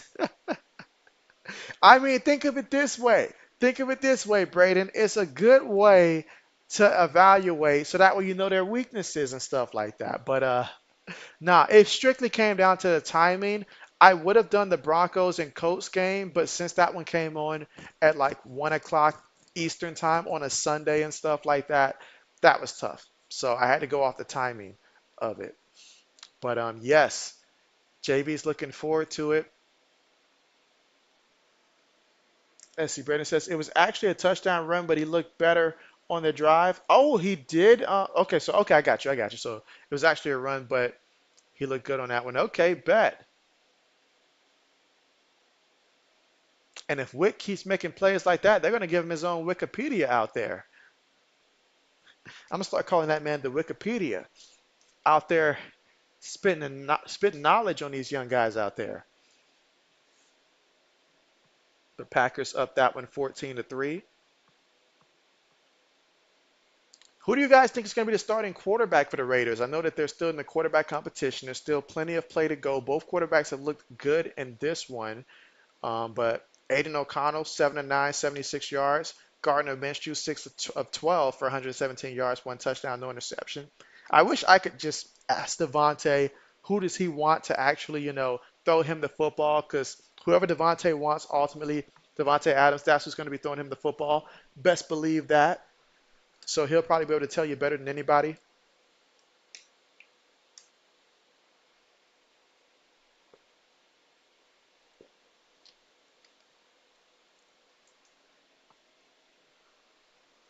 And if you think about the storylines that we were hearing last year, because if we're all being real with ourselves, last year we thought that Carolina, like I'm talking about just up until the preseason now. Like, obviously, when we didn't know what the regular season was going to bring, there's a lot of people that was higher on Bryce Young than C.J. Stroud. Now, I remember C.J. Stroud in the preseason last year got off to a bit of a slow start and stuff like that, to where a lot of people were already ready to walk to count him out. Because I remember his first game he played, he didn't get to play that long and stuff like that, so he didn't get to make an impression. But man, once that regular season started, we all saw what C.J. Stroud did too. So keep that in mind when we see some of these quarterbacks go out there and like they make a mistake or something like that. It is the preseason, but these guys. They're all like these are a lot of good young quarterbacks that we do have that were drafted this past season, so they will learn quickly. They will learn quickly. Let's see. Braden says true, JB. And let's see. O says we all know who Adams wants. He wants the goat of all goats, Tom Brady.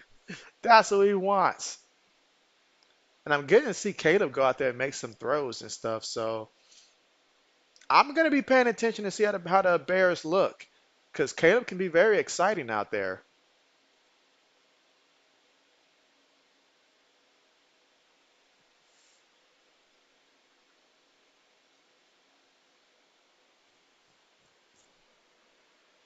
But yes, you are right, Ode. You are right about that.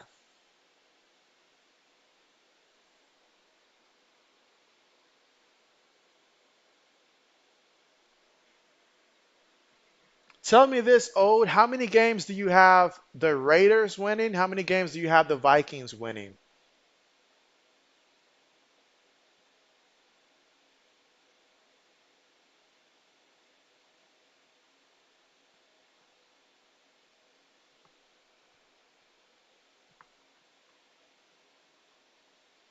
And again, just to recap, when it comes to so far what we've seen in the first half, we'll start with the quarterbacks. And so for Las Vegas, Gardner Minshew, 6 of 12, 117 yards, passing, one touchdown, no interceptions, was not sacked.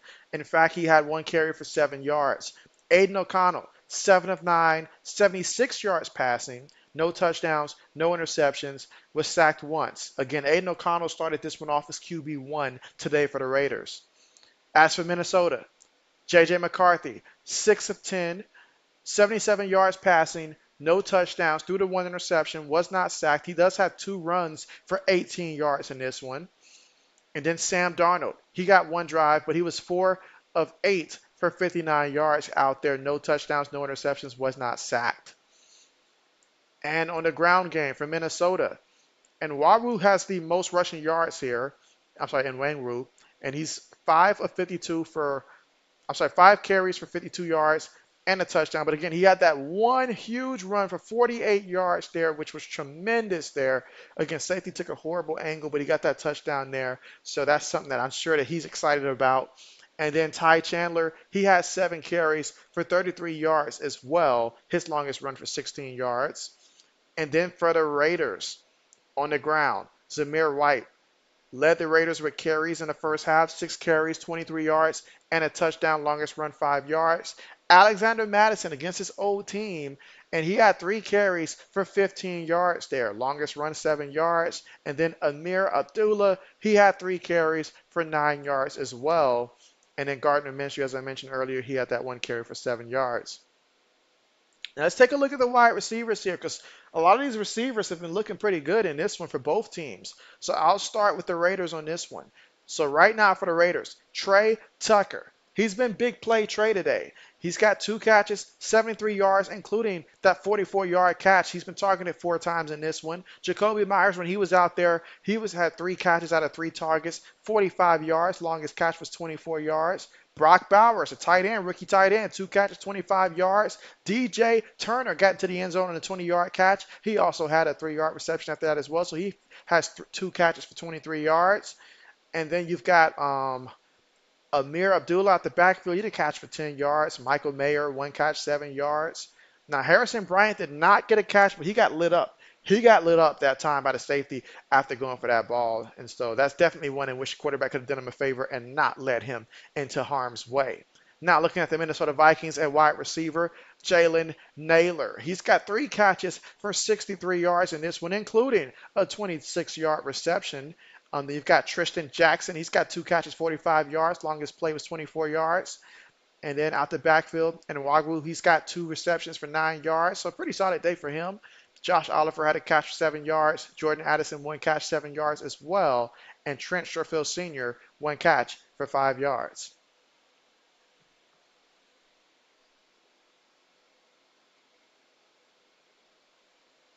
Let's see. So far in this one, though, leading tacklers for the Raiders, Trevon Moehrig, he's got 6 catches in this one, all solo tackles.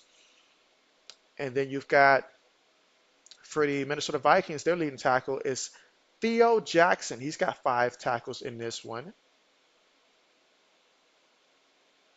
Both Evans and Turner, Dallas Turner for the Minnesota Vikings, each have a tackle for a loss. Dallas Turner, he did have the sack in this one. The only person so far in this first half that has a sack, Dallas Turner. And that's what you want to see from him. That's what you want to see from him.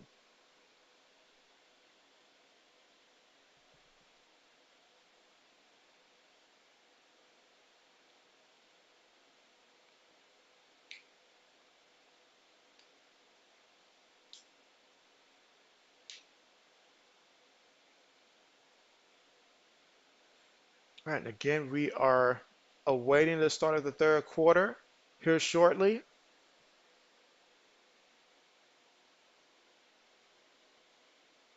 But both teams move the ball pretty well. I will say that both teams move the ball pretty well.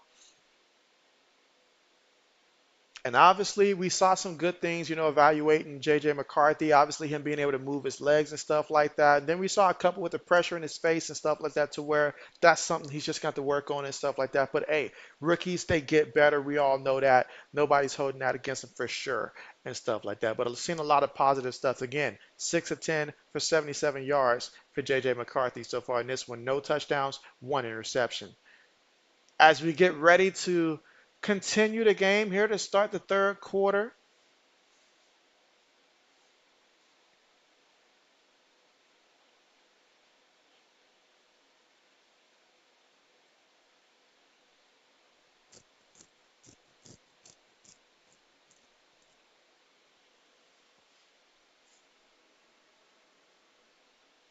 And again, 17 votes in terms of who's going to win more games this season. Make sure that your vote counts. So go ahead and cast your vote if you have not done so already.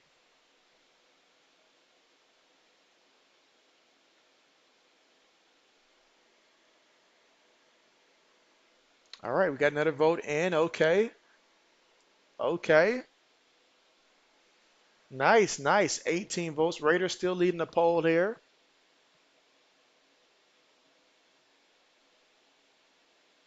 All right, kickoff on the way, and the third quarter has now started. And we've got the Raiders here. And they're going to take over from the 23-yard line.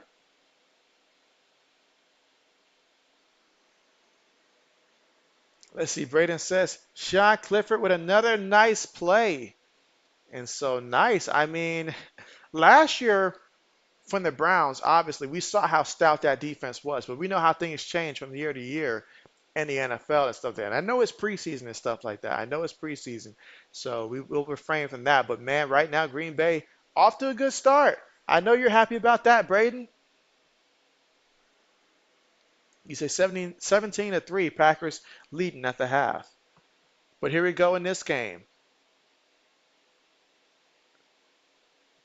Shotgun formation, fakes it to the back. Brought him down for the sack there. Brought him down for the sack. Excellent job there by Bo Richter with the sack. That is the second sack of the game so far for the Minnesota Vikings.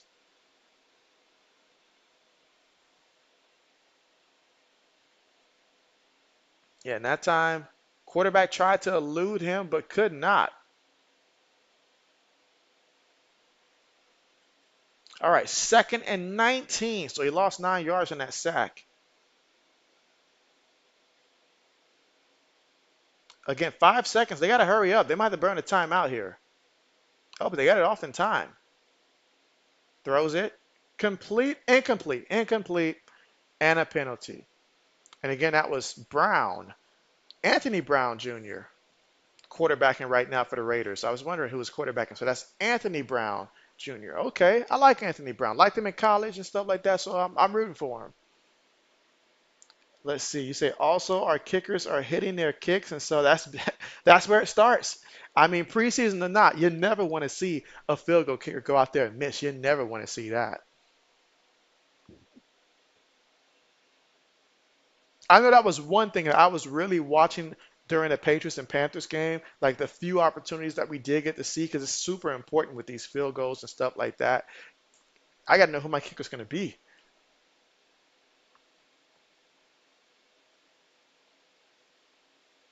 All right, but there is a penalty there, so it looks like that was against the Raiders there for offensive pass interference.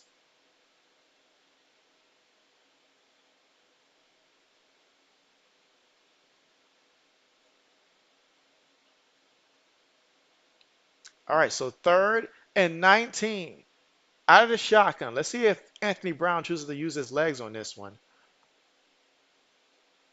No, they feed it to the back, and the back off the right side. Look at him, still running, still running. Hey, that was a great effort there.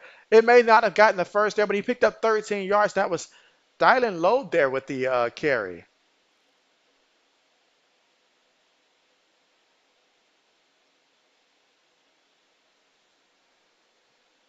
And so that's going to bring out the punting situation there.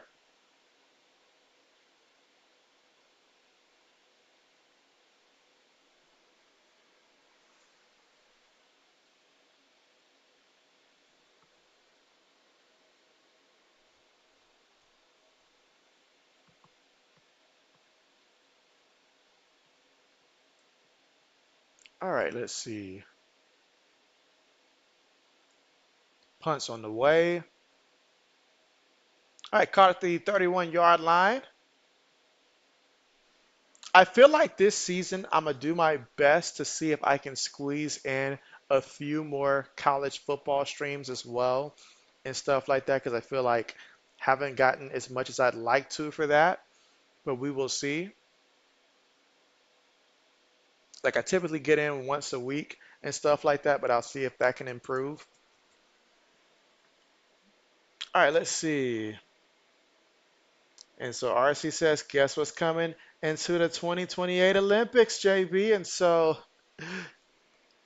he said, JB, you got 3 minutes to guess what now. And so, knowing in typical JB fashion, RC, I am going to go ahead and take a knee on it. But since JB's got a guess, will it be cheerleading? I'll throw that out there. If that ain't it, then JB's just going to stick with that one.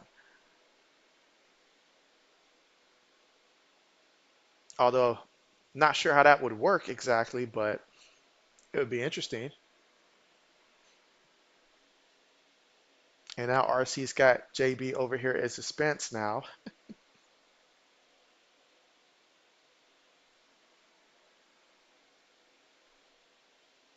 And again, at the commercial here, Raiders had to punt the ball. And again, Anthony Brown Jr. running the show out there for the Raiders now since we started the third quarter. But they had to punt the ball, and we'll get to see Minnesota here in the third and see who they have to start the third quarter for them offensively at quarterback.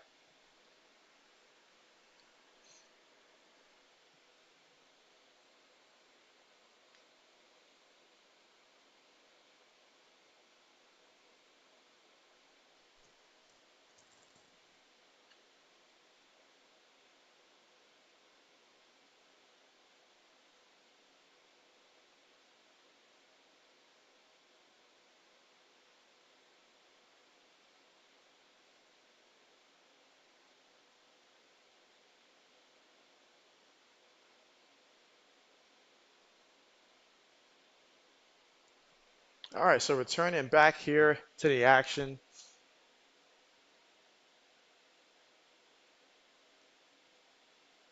A lot of guys got paid this offseason, and JJ was one of them. JJ was one of them.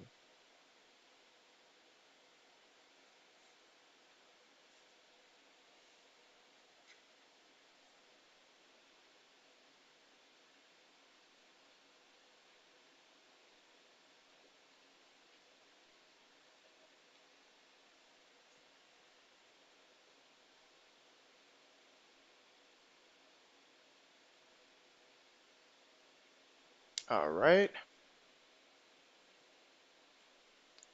So now for the Vikings here, quarterback up under center. Oh, we've got some movement here. That's going to back them up 5 yards there. So false start, and guess who? N'Keal Harry. JB's not going to say nothing, though. JB's not going to say nothing.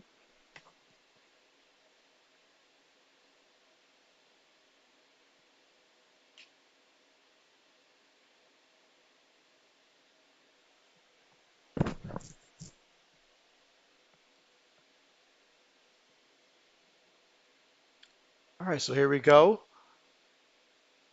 A toss play to Miles Gaskins, and he's going to pick up 6 yards on the play.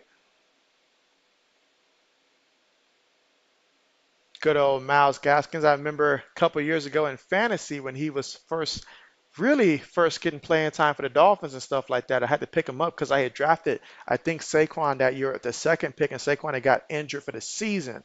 So needed both him and what was the other running back that was with the Jaguars? James Robinson. I needed both of those guys. All right, RC says, and now for the answer to the Olympics question. So RC is going to enlighten us.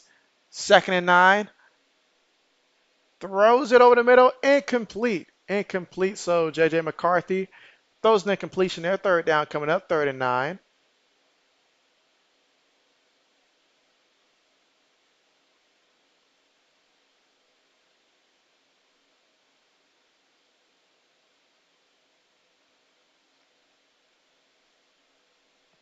All right, so with 3rd and 9 here, can they get the first down? Now JJ can't, he can use his legs now. McCarthy can use his legs. Out of the shotgun, Raiders sending pressure. Throws it. Gets the completion. Excellent job there finding Nick Moose there. Picked up 15 yards in that completion, takes it to the Raiders 45-yard line. Again, right now, the Raiders leading this one 20-7, but the Minnesota Vikings here with the football. Now they're in Raiders territory with a fresh new set of downs to work with here. Let's see if McCarthy can lead them down there. And let's see, RC says, in 2028, the Olympics will give us flag football. And so, oh, you know what? I should have thought it. I didn't even think flag football. Here I am talking football. I didn't even think about flag football. But that's exciting. Oh, what a pass. That's going to be a touchdown to Tristan Jackson there for 45 yards there. Caught the corner sleeping on the play. He's sleeping out there. Wow. Let's see. RC says, JB, what would happen if you only streamed only Patriots games? Do you think your audience would be bigger or smaller? Well, I think at first it would shrink at first until other people realized that I was doing only Patriots if I did that, and then it would start to grow again. So I think at first, probably if I had to guess, would lose like 200 to 300 and stuff like that. And then because you don't know how many people actually hate the Patriots. There's a lot of people that hate the Patriots, but then more diehards would come and probably actually commit to the channel. Then over time, it would grow probably at a more steady rate and stuff like that, rather than just a guy that randomly streams. We don't know which game it is. You just got to be a pure NFL fan and stuff like that to come through, or just a pure sports fan when it comes to NFL, college football. But at least that it would help, but at the same time, it would also limit the amount of streams that I could do. So I would have to do other stuff like sport news and stuff, in which I thought about it first just doing purely Patriots and Buckeyes and stuff like that, like purely sticking to that and stuff like that. But I'm happy with what I have, because if I didn't do, all the teams and stuff like that and just focused only on the Patriots and stuff like that, first of all, it'd be very sad right now with all the losing that we've done and stuff like that. But then I wouldn't be able to, focus on the other games like, like the big time matchups, playoffs, all that stuff. Let's see. RC says, you want arm wrestling in the Olympics. Like, seriously, you do. And I want, the whole slapping competition in the Olympics. I want that. That's what JB wants, the whole slapping competition in the Olympics. That would be interesting. But yeah, that's an interesting question that you asked there, RC. Very, very interesting question.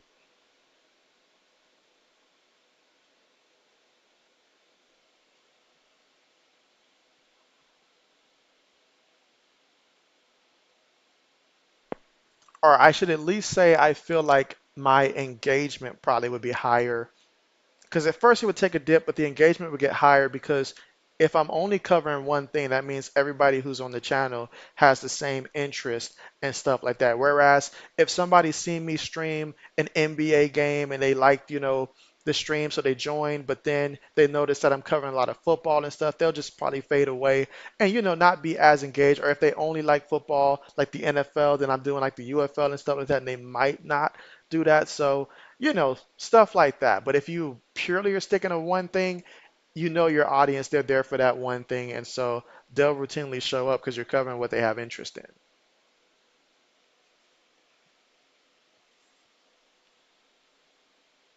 But I got to give credit there to that throw there from JJ. It was on the money. Offensive line gave him time to, so everybody did their part. That's what it looks like when everybody's executing on the same page. And Joe says, don't punish us. He meant to put punish. And let's see. RC says, you would just come and start throwing things around. All right, so meanwhile, kickoff there and the return there. And so Dylan out there, showing what he can do as a returner, as a back. He's out there just trying to prove himself right now. Gotta love it. This is what you love about preseason.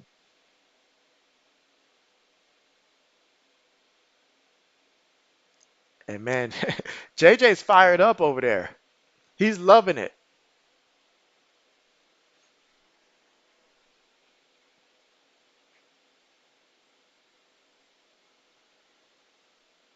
All right, first and 10. Quarterback up under center here. Brown hands it off. And Dylan gets back to the line of scrimmage.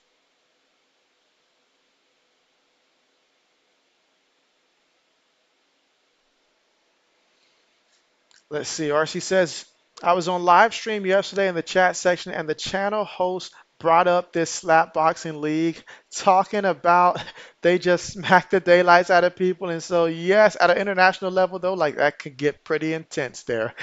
I'm not gonna lie, that would be pretty intense. But I can imagine the excitement it would also bring as well. Second and 10, Brown moving around. Brown takes on the contact there for the extra yard. Picks up 3 yards there on the play, third and 7. And let's see, RC says, I mean, unless you're a variety sports channel, and if so, they'll stick around, and if they enjoy some of the many different, sports. And so, absolutely. You say you're at Office Max and you purchased a pen for $3 and it got a little mini basketball on top of it. And so, okay, nice, nice, nice. Bet, bet, bet. All right, third and 7. Here in the shotgun. 2 seconds right now on the play clock. And it hits 0-0 already. That's delay of the game. That's going to back them up 5 yards there. What are we doing? Yep, delay of the game backs them up.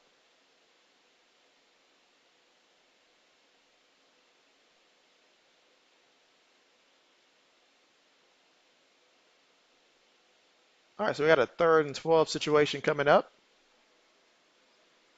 Let's see. RC says, JB, I couldn't be in that league if someone asked me. You said you're going to grab a golf club and take a swing at human flesh. You said somebody's got to pay. Third and 12 here. Brown looking. Brown. Oh, they got him. They got him for the sack. Oh, my goodness. Right now, he just doesn't look comfortable. He doesn't look comfortable and stuff like that right now. Like, I believe, if I'm not mistaken, I believe he was with the Ravens in the past, couple of seasons and stuff like that. And that fit more so his style and stuff like that. If I'm not confusing him and stuff like that. But I believe this is the same guy and stuff like that. But ultimately, that right there, he just doesn't look comfortable back there. He's trying to do pocket passing, but that's not really his game. His game is running and stuff like that. And so, but man, that time pressure got to him, and they will be punting from deep within their own territory.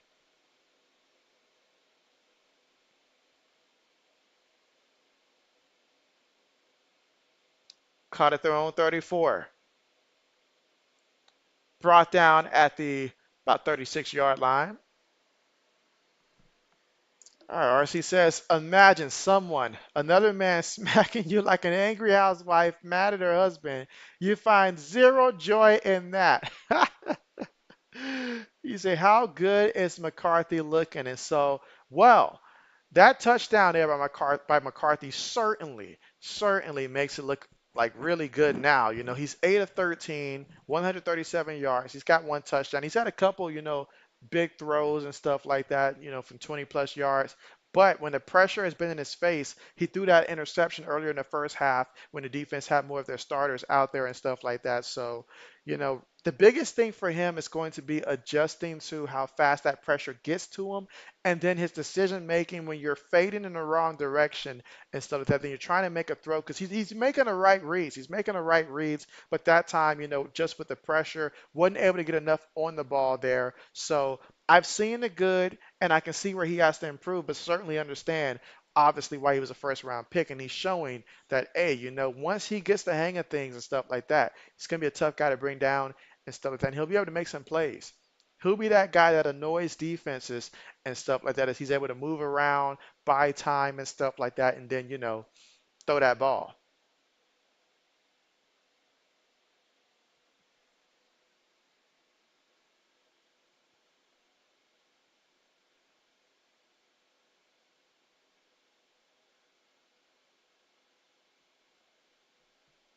And again, we're currently right now at the commercial, thanks to, and the score right now, Raiders 20, Vikings 14. But we'll see what the Vikings do this time out there. And let's see if you're Minnesota, you got a good look at JJ McCarthy. Is now the time, now that he went out there, you threw a touchdown, he's feeling good. Is this the time that you go ahead and bring in the third quarterback now at this point? If I'm the coach, that's probably what I'm thinking. I wanted him to have some confidence. This is a good spot right here. But let's see.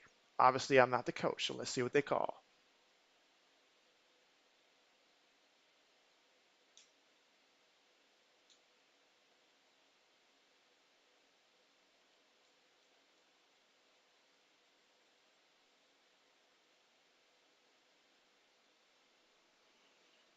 Let's see. RC says, JB, I would actually ask to throw the football from a phone booth so I can't be hit.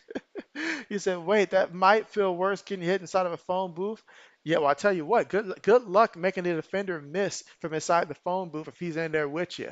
Because that's probably what they'll do. They'll be like, okay, you can do that, but then you're stuck in there with one defender. All right, Vikings hand it off to the back here, and that's going to be Gaskins again. And Gaskins, he breaks one for 11 yards there off that left side. Okay. He's got 2 carries for 17 yards. He says, remember me, Miles Gaskins.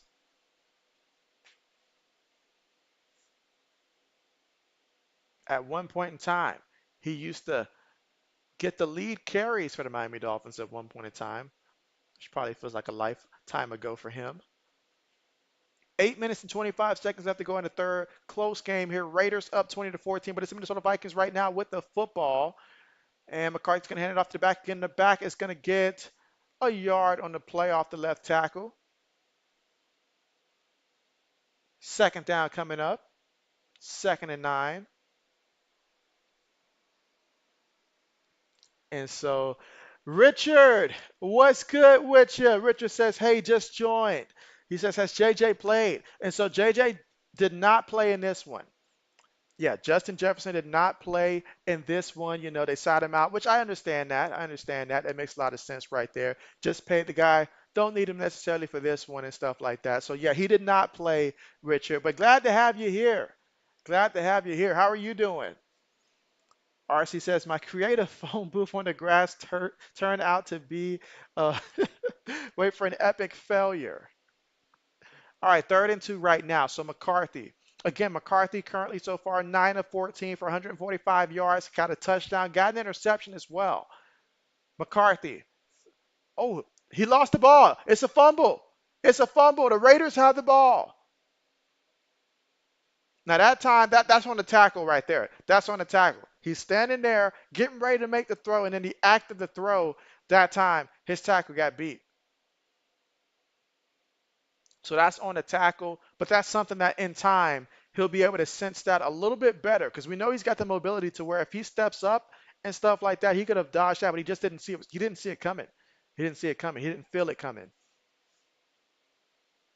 And I said it before, that left side, like clearly the strong side is the right side, at least so far in this game. All right, but they called that one incomplete, actually. They called that one incomplete. So Vikings will get the opportunity here to maintain possession.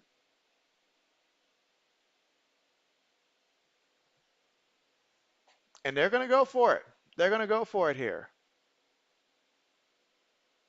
All right, so trailing 20-14, facing the 4th and 2 right now. Ball at the Raiders' 43-yard line. Shotgun formation, 3 receivers, 1 tight end, 1 back. Now, will they actually snap it, or is this just to get them to draw offside? Since it's the preseason here, if they actually go ahead and snap it, would not be surprised. Snaps it. McCarthy throws it over the middle. And that's going to be completed there and a first down. How about that? Takes it to the 33-yard line of the Raiders. And again, that is Tristan Jackson. He's now reached the century mark in this one. He's got 4 receptions, 100 yards, and a touchdown. What more does TJ need to do? All right, 19 votes in there. Okay, so the Raiders leading the poll right now at 63%, but the Vikings have 37% here. Let's keep them votes coming in. Let's keep them coming in. And right now, I mean, JJ is excited on that sideline. He likes what he's seeing here. Play fake. Going deep again. Has a guy, and that's going to be another touchdown to Trent Sheffield for 33 yards into the end zone for a touchdown. Trent Sheffield, he's got 3 catches, 46 yards, and a touchdown. But how about that? J.J. McCarthy for the touchdown. And with that, the Minnesota Vikings have an opportunity to take the lead in this one once they get the PAT up in that one. And RC says, let's go, JJ. You say JJ butt fumble? Yes. And so that's going to bring out Real Richard here. Again, earlier in this game, he had his field goal blocked, but the PAT attempt is good. So the Vikings now claim the lead 21-20 here in the third quarter with 6 minutes and 33 seconds to go. And again, that pass from the arm of J.J. McCarthy for the touchdown.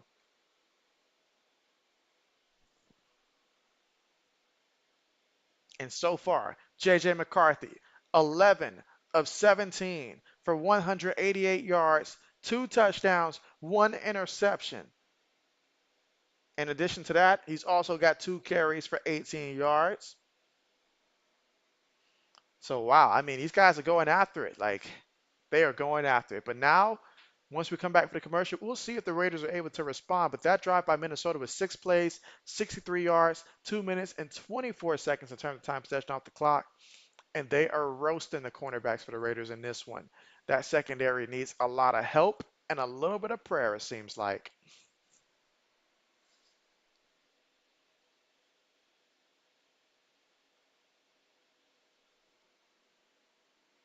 Again, for anybody that happens to be new here, and if you haven't already, go ahead and let us know your favorite teams in the chat and stuff like that. Would love to know your favorite teams.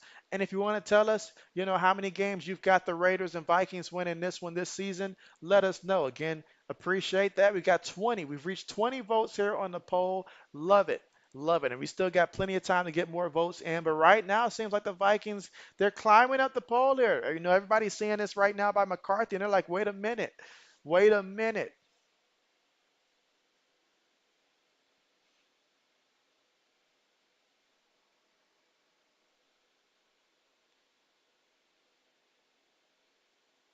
All right, and again, we're currently right now at the commercial.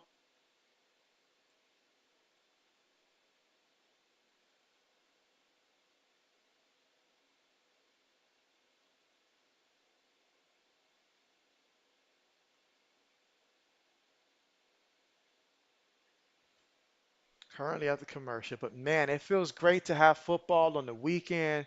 It just feels great.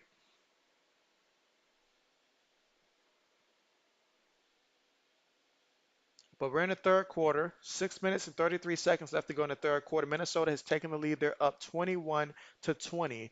JJ McCarthy, he has now thrown two touchdown passes tonight. So he is definitely making it clear, like, hey, I'm that guy.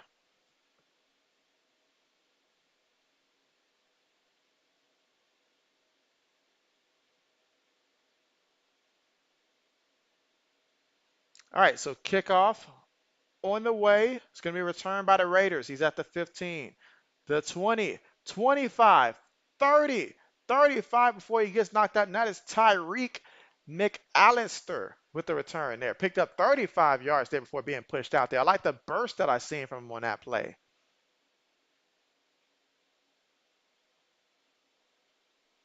Now, can the Raiders respond here?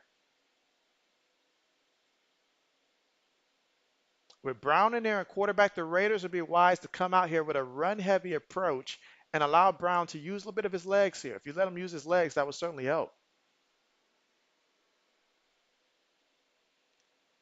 And oh, tossed it there to the back, and oh man, yeah, he's not going anywhere. He lost a lot of yards on the play, a lot of yards there. Lost 6 yards there. That's gonna hurt the stat sheet. Let's see. RC says, JV, people saying we're gonna get laughed out of the conference. What? And so let's see. Braden says, dang, the Vikings came back. Braden's not happy about that. Braden's not happy about that. He says he rather focus on his Packers right now, who are leading, I think, 20-3. But 2nd and 16 after they lost 6 yards in the play. Brown has it. Brown steps up. Brown throws it. Oh, what a nice completion. Takes it all the way to about that 45-yard line.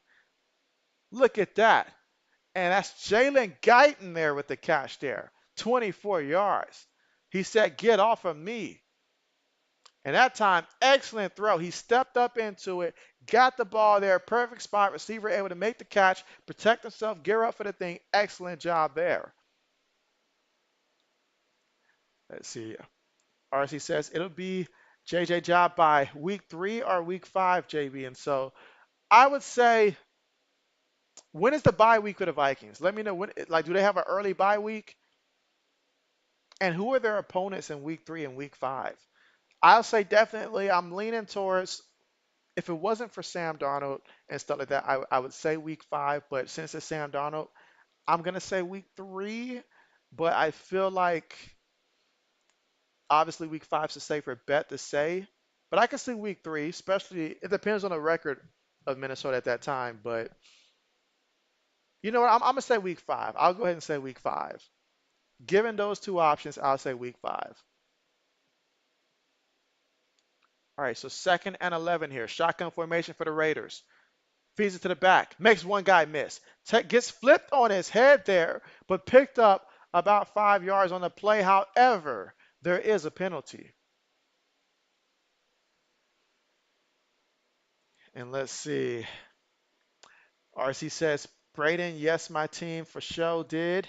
And you say, JB, who's your favorite R&B singer, male and female? And so, ooh, that is a great question there for my favorite R&B singer and stuff like that. And so for JB and stuff like that, when it comes to my favorites and stuff like that, I've always been a huge fan of Chris Brown. Like I've just always, for Chris Brown, I've always been a huge fan of that. But if I have to pick one, for female, I've got to think about that when it comes to the for females and stuff like that. I got to think of one that stands above the rest for JB and stuff like that. So give JB a minute to think about that one. Meanwhile, oh man, he threw that one too quickly there. Incomplete. Incomplete.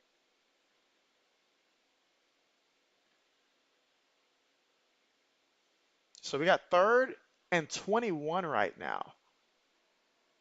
And let's see. Braden says Michael Pratt is in now. And so, okay. The kid from Tulane a couple seasons ago. And let's see. I didn't realize he was with you guys. Unless the RC says, JB, is San Francisco going to make it back to the Super Bowl? You're going to ask me that before I know the situation of Brandon Ayuk. I'm going to say, meanwhile, they're sacked there. I'm going to say no. If I had to pick right now, I'm going to say no. And the reason I'm going to say no is because given San Francisco's history, they tend to get a lot of injuries. Now, I know last year was not the case and stuff like that, but can we really guarantee me that Debo Samuel, Christian McCaffrey, those guys are going to be healthy like all year? Obviously, we know the contract situation with Brandon Ayuk. Who knows if they trade him? But basically, you're telling me that they chose, the chosen one, they say, Robbie Chosen, as a free agent acquisition as an emergency in case that happens. But even if that doesn't happen, staying healthy the entire season is one thing. I think the Eagles would be better now that they picked up, Saquon and stuff like that. Green Bay could be exciting, Detroit as well.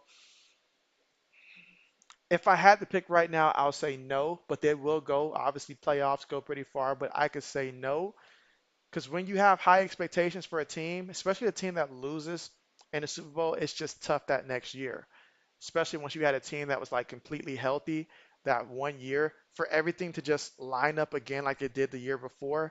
That's really tough to do. It's the NFL. It's the NFL. And let's see. RC says Chris Brown is cool, but sometimes he sounds like he's whining. LOL. You said JV Usher versus Chris Brown music would be an interesting thing. And so it would be. All right, here we go. First and 10. Play fake, bootlegging, throws it high, but gets the completion there to N'Keal Harry, his first catch of the game there. And that's Jaron Hall there, or Jared Hall.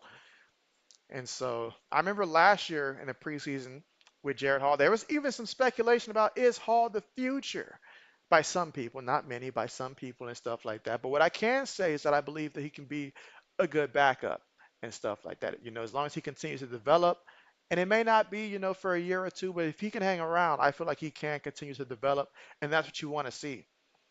Second and 5, tight end goes in motion, hands it to the back and the back. Can he get to that outside there? And fighting for every yard he can, but I believe that he's still half a yard shy of actually getting to that first down marker. But that was a nice run by Gaskins. And so now we've got a 3rd and 1 situation. And let's see. Braden says Emmanuel Wilson has looked good for us today.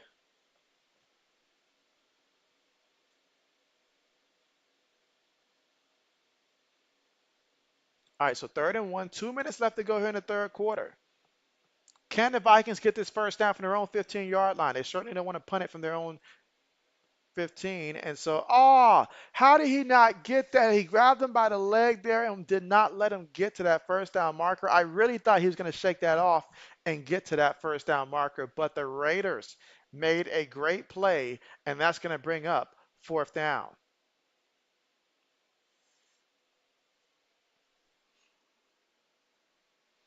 All right, but again, we've got 20 votes, and so, hey, 60% say the Raiders, 40% say the Vikings. You guys go ahead and keep them votes coming in.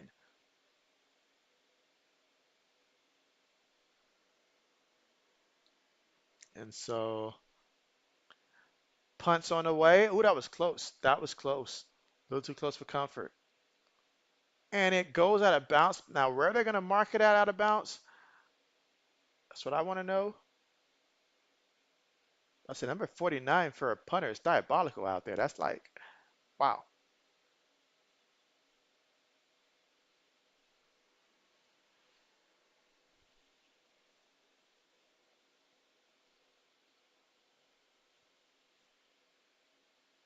All right, so now we'll get to see more of what the Raiders can do here. Again, towards the end here of the third quarter. Our score right now, Vikings 21, Raiders 20.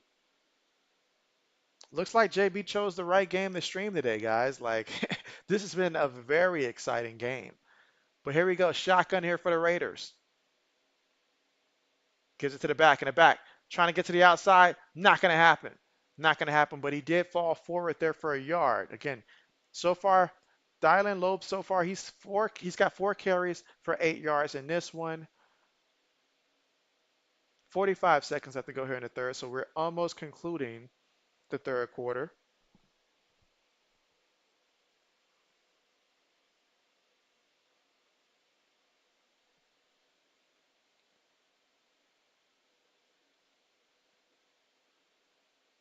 High snap, but he gets it. Hands and oh, he keeps it himself there. Look at that. Even the cameraman didn't know who had the ball there. But excellent job there by Brown on the fake, picking up 11 yards. And I told you that's his specialty. That's what he can do. And so that should take us to the end of the third quarter right there. Again, Vikings leading this one 21-20. But right now, the Las Vegas Raiders with the football right now. And they got a fresh new set of downs to work with when we come back in the fourth quarter as they have first and 10 at the Vikings 37-yard line.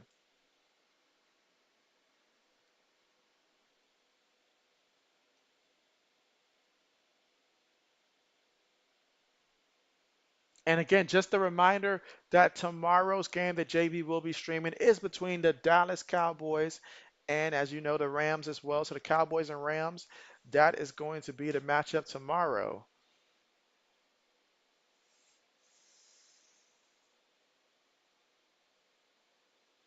And again, this was officially week one because we don't count the Hall of Fame. So this is week one of the preseason. Then next week, week two, that's the game where everybody typically plays their starters for a good portion and stuff like that of the preseason game to really give them a look in week two.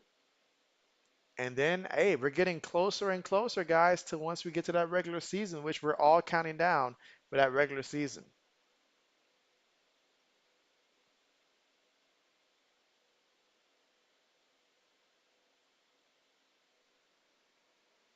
Laney says, so you're streaming tomorrow? What time? Yes, tomorrow it's going to be 4:30 Eastern time. 4:30 Eastern time between the Cowboys and the Rams. 4:30 Eastern time. Again, JB does have that stream already set up. But yes, again, Cowboys and Rams, 4:30 Eastern time.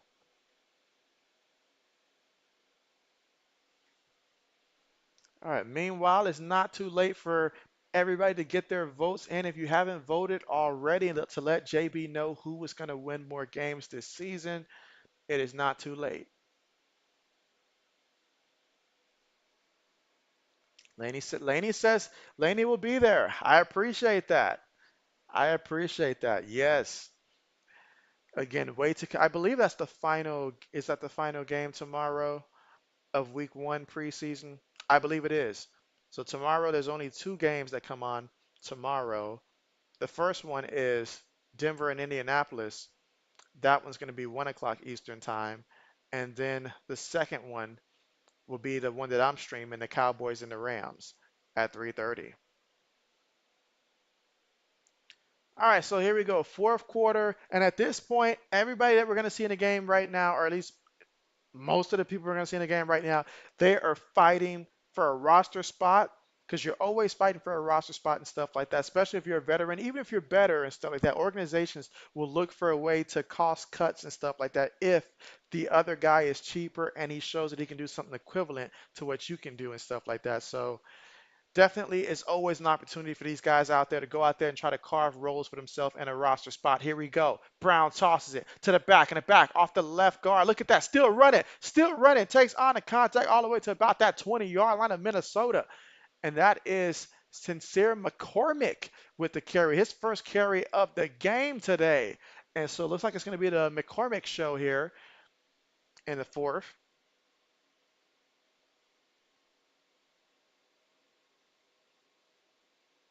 And so, again, that 17 yards there looked really nice on that play. Snaps it, hands it to the back again, and this time McCormick's going to pick up 4 yards there. He's got 2 carries for 21 yards so far in this drive.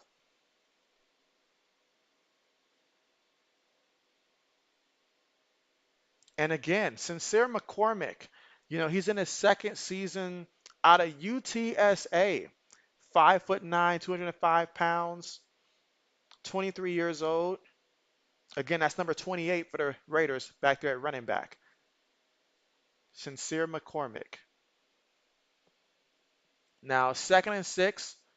Brown up under center. Two receivers at the bottom of the screen. Oh, he fumbled the ball. There was a mishap there between the center and quarterback, but luckily they fell on the ball.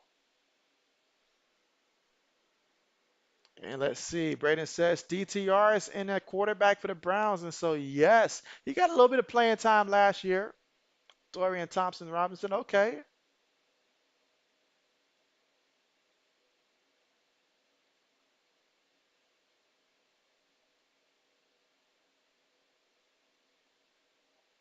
All right. So we go 3rd and 7. Shotgun. 5 seconds right now on the play clock. Feeds it to the back and the back. Oh, I like the burst. I like the burst he has, but he's going to be a yard shy of that first down marker. However, 4th and 1, would not be surprised they line up to go ahead and go for it. He picked up 5 yards on the play. 12 minutes and 45 seconds to go here in the fourth. It is. They call it 4th and 2. That must be a very short two, but they call it 4th and 2.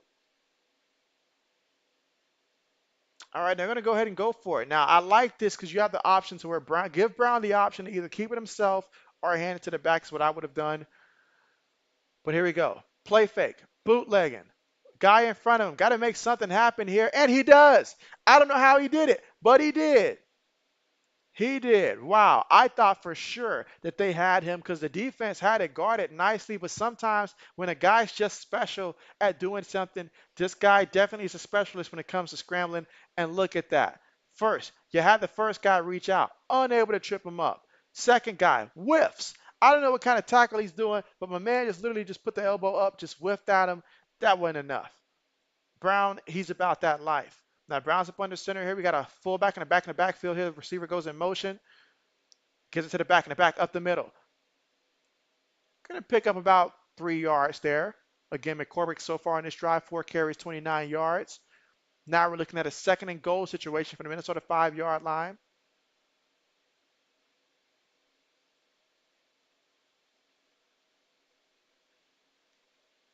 Now it's 2nd-and-goal, and you're 5 yards out. I would not be surprised if they try to do a play fake and find a tight end, perhaps in the end zone, just to see what Brown can do passing wise in the end zone. But let's see. 2nd-and-goal, snaps it, feeds it to the back here on a draw, and the back fighting for everything that he can. Picked up 4 yards before he was brought down, and that was purely just all hard work and effort. And so 3rd-and-goal, 1 yard out. I feel like you gotta hand it to him again because you do. And so let's see. Can the Raiders get a touchdown and reclaim this lead?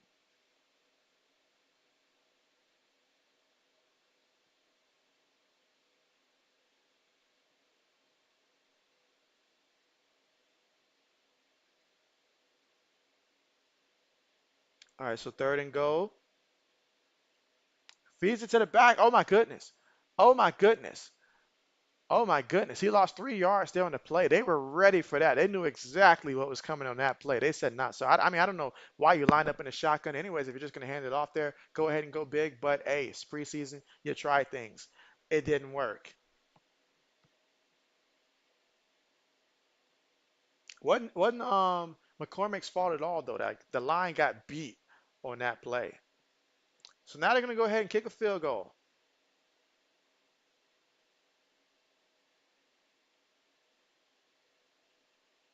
And we saw Carlson earlier convert on 2 field goals, make that three, 3 for 3.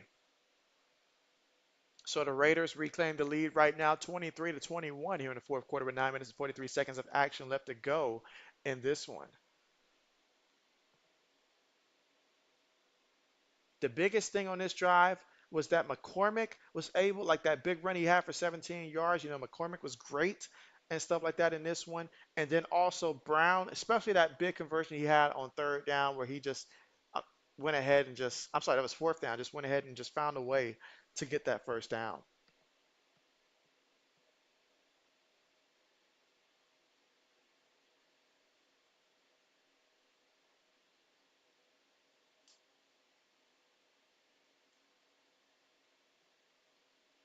And again, we are here in the fourth quarter, 9 minutes and 43 seconds to go.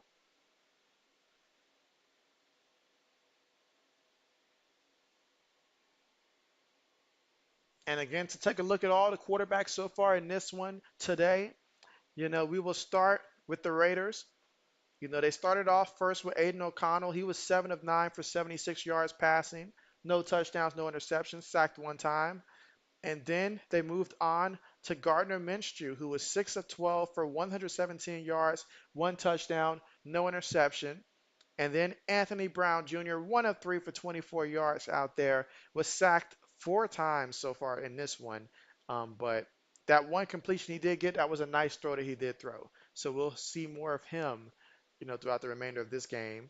Meanwhile, for Minnesota, it was Sam Darnold that was QB1. He was just out there for one drive. He wasn't out there for too long, but he was impactful though. 4 of 8 for 59 yards passing. They did move the ball, but ultimately during the drive that he was out there was unable to score. But they were very close to scoring. I think they were like 4 yards away from reaching the end zone, 2 yards from a first down when they went for it and didn't convert. And then JJ McCarthy, 11 of 17, 188 yards passing. He threw that interception in the first half, but he recovered nicely from that and threw 2 touchdowns. So pretty solid day for him.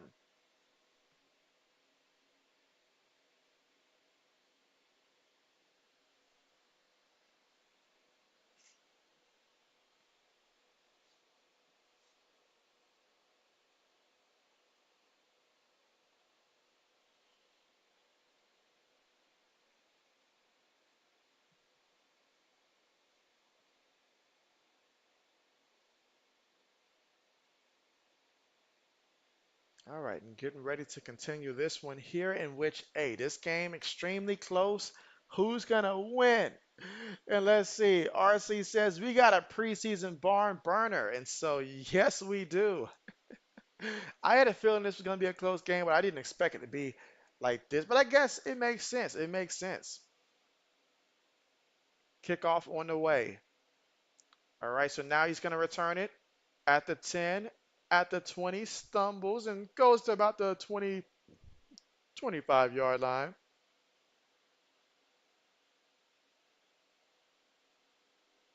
And that was McBride on the return. Dwayne McBride, running back number 27 for the Minnesota Vikings.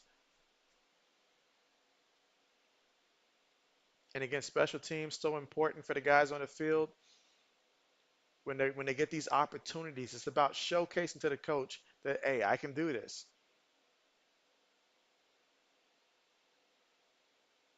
All right, so here we go.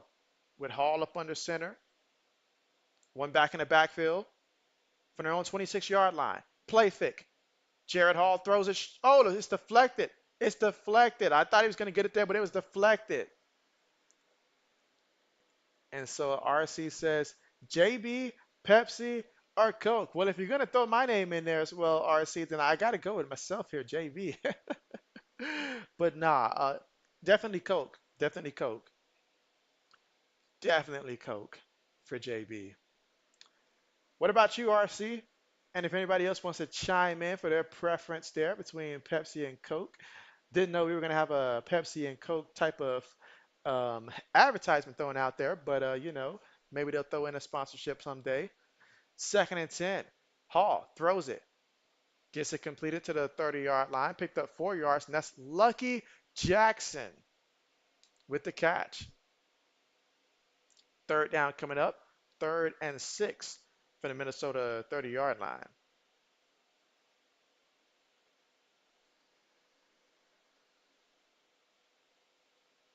And again, we've got 20 votes, but let's see if we can get a couple more votes. Again, if you're watching and you haven't cast your vote, go ahead and just cast your vote and let us know who you got.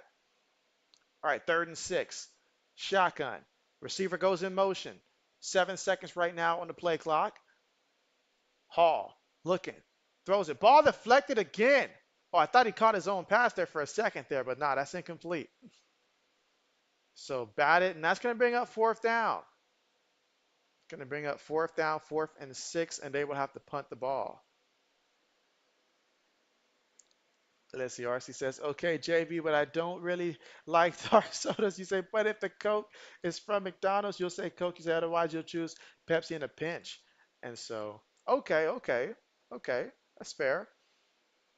I know Pop Brown and stuff like that. I believe he likes Pepsi best.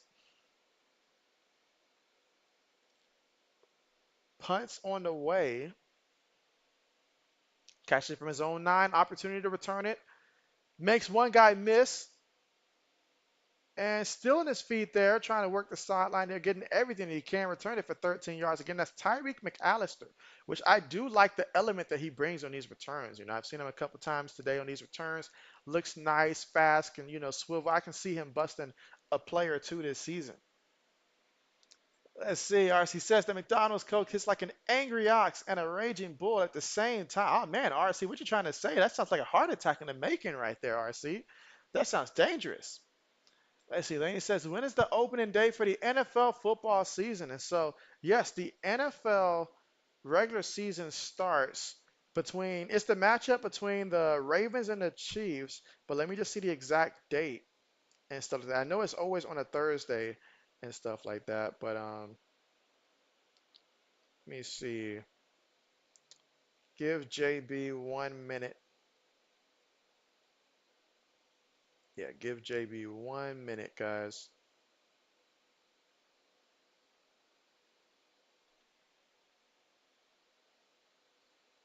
But yeah, I want to make sure I get the. All right, so.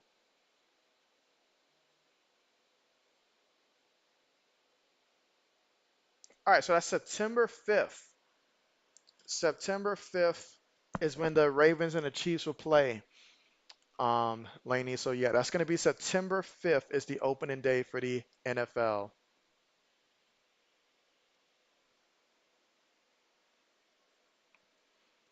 Let's see. RC says neither one is good for us. And you say, JB, I'm talking about the strength of the Coke. And so I get you. I get you. You say, you know how store Coke tastes, more watered down. And so that's a fact. That is a fact. That is a fact. Now that you mentioned it, that is a fact. You say McDonald's Coke has more fizzle and more of a kick to it.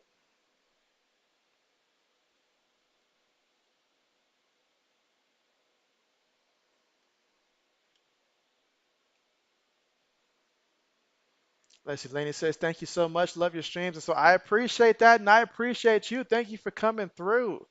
Absolutely. Yes. JB's excited for it. And so obviously this is week 1 wrapping up here tomorrow of the week 1 preseason. We'll be back for week 2 next week.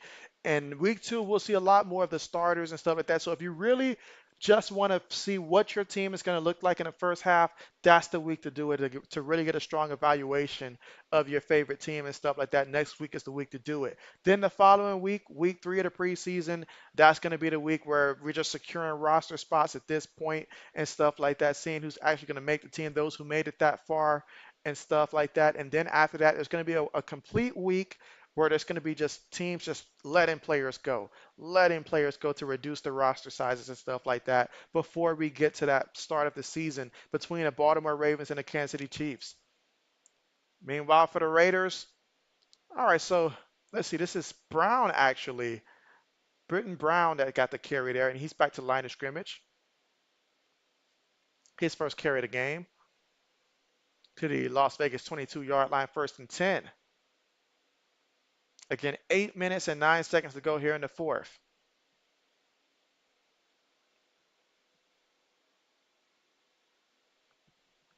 All right, so we got quarterback up under center, fullback back in the backfield, back going in, receiver going in motion. Toss it to the back here in the back. Oh, getting stuffed. Getting stuffed. I'll say this. That defensive line right there by the Minnesota Vikings, this unit right here that they have out there right now, they're getting after it. They're getting after it. That was Redmond on the tackle, him and Taimani there. And so let's see. RC says, Laney, thanks for your frequent comments and love shown the JB show. He says, salute to Big JB for coming back with a blast and giving us great Arizona blasting hot play-by-play. Yes. Oh man, if I could get one sponsor on like this channel in terms of like to sponsor this channel, what would you guys like to see, like in terms of if we could have one sponsor on the channel and stuff like that? I know a couple years ago, everybody said since JB was always eating Bojangles at the time and stuff like that, which I have stopped. I have stopped. Not necessarily my choice because I'm in Texas now, so Texas does not necessarily have Bojangles like Georgia does. But Bojangles was something that I was consistently having from time to time. So. But you guys let me know what would be the ideal sponsor in your guys' opinion. And let's see, RC says, JB, I haven't posted any content, anything content wise in 4 days. Sometimes I find it important to just step back and take a break so I don't burn out somehow. Yes, I'll talk to that in a second as well. But here we go, 3rd and 15, draw play, excellent play there, and that is Brown with the 9 yard pickup there, Britton Brown. And so 3 carries for 9 yards, but it will bring up fourth down here, 4th and 6. And again, at this point, the coaches, yes, they want to win the game, but they also want to evaluate and see who all they have and give some of these guys the opportunity to go out there and perform and show what they can do. Let's see. RC says, what's a sponsor specifically by description, JB? And so, well, you know how those channels, say that, like at the beginning of their YouTube and stuff like that, where they will point out, whether it's Chime Bank and stuff like that, or, whatever it is that they're, that they're being sponsored by to promote and stuff like that. So what would we like to promote here on this channel specifically? Is, I guess, the best way to describe it. And obviously, they pay your boy for it and support the growth of the channel.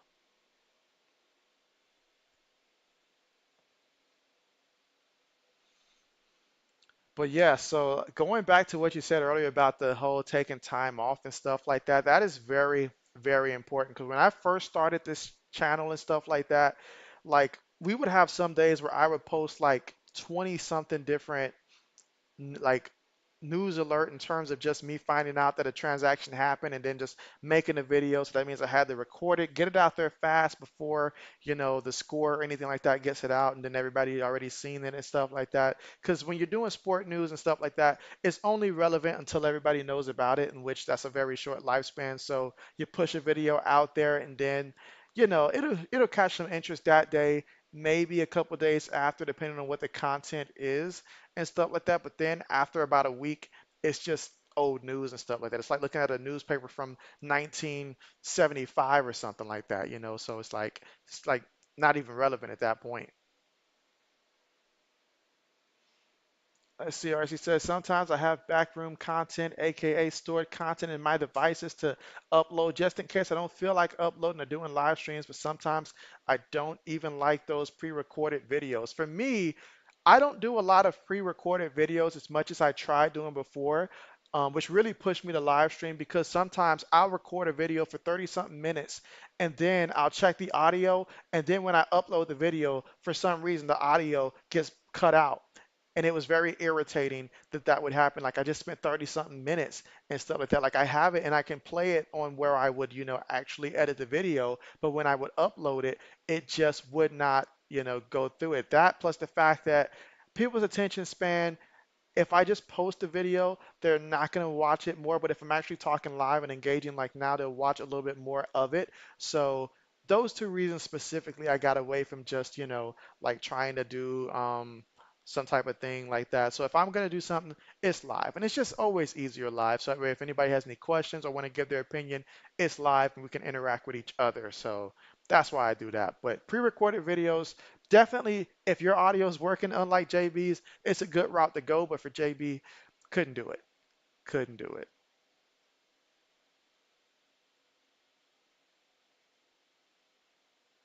Especially, I would try to do like the mock draft for like every single team and like do all 7 rounds, and then for it not to upload. Yeah, yeah. It only takes a couple of times for JB to be like, nope, not doing that. All right, so here we go for Minnesota here with the football once more. Gonna toss it to McBride. And McBride's putting in work here, picks up 9 yards on the carry, his first carry of the game here. And again, these last 6 minutes, it's going to be very important for a guy like Dwayne McBride. And again, we saw him on special teams, making some good plays there. Now, can you carve out a spot here and show like, hey, keep me around. I can bring some real value here on the team. And let's see, RC says, JB, you are so right. Like if you started talking about the beginning of the Olympics right now, people would be like, huh? What? The Olympics are almost over. So it's like you have to keep up. And so, yes, absolutely. On the move.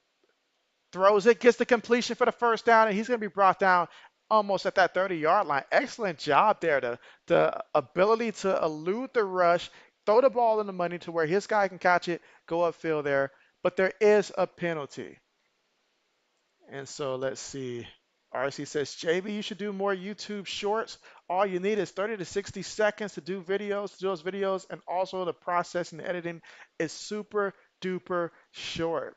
And so that's definitely something that I probably can utilize a bit more because like 2 years ago, I think 2 years ago, I used to do on like during NFL game days and stuff like that, I used to post whenever there was an injury that would take place during the actual games live and stuff like that, just to push it out there and stuff during that moment.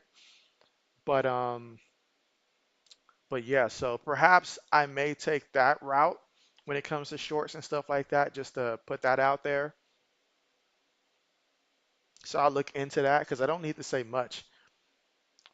But if it's too short, then someone's going to say you're not providing a lot of information. Then if I put it too long, they'll say I'm just blabbering. So those are tough. Meanwhile, that pass, oh my goodness. Was it a confusion of the route or something? Like that was a bad pass there, incomplete. Up intended for N'Keal Harry, of course. 3rd and 11 coming up. Let's see. RC says, Braden, did y'all win? And so Braden says DTR just hurdled one of y'all players, and so DTR is getting after it. But Green Bay's still up, it seems like, by a good amount. All right, another incompletion. 4th down coming up.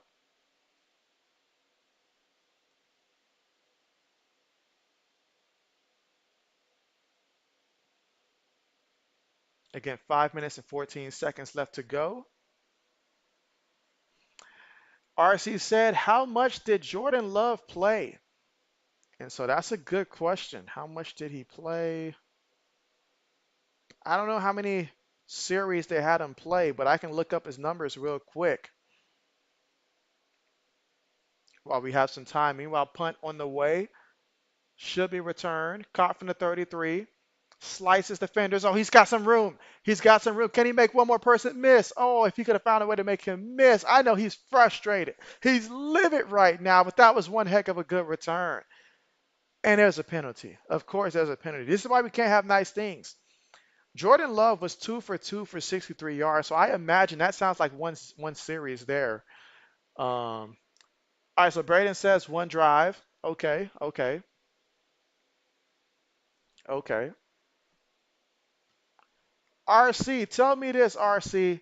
Are you ready for fantasy football this year? How many fantasy leagues are you in?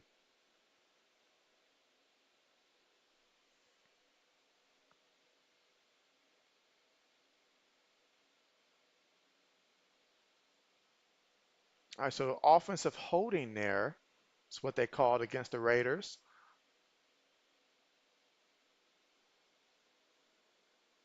So yeah, Jordan Love put in quick work. I mean, when you get paid that kind of money, that's sort of expected there. All right, but here we go back to this game here.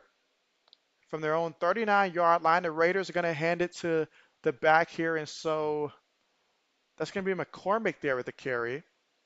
No gain on the play. 4 minutes and 50 seconds to go here in the fourth.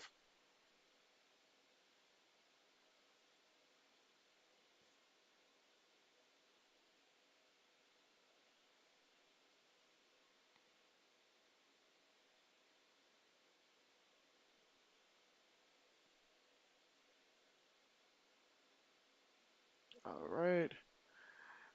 And let's see. Braden says touchdown for the Browns. All right, 2nd and 10. 5 seconds on the play clock. They snap it. Gives it to the back again, and this time it gets back to the line of scrimmage.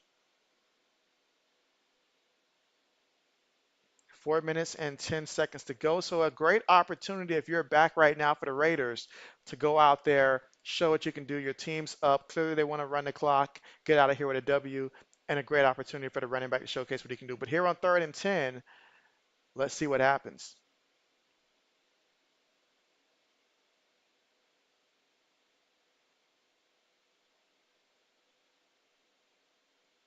All right, shotgun formation here. Three receivers on the play, one tight end, one back. They hand it to the back, and the back is just going to pick up 2 yards there on the play.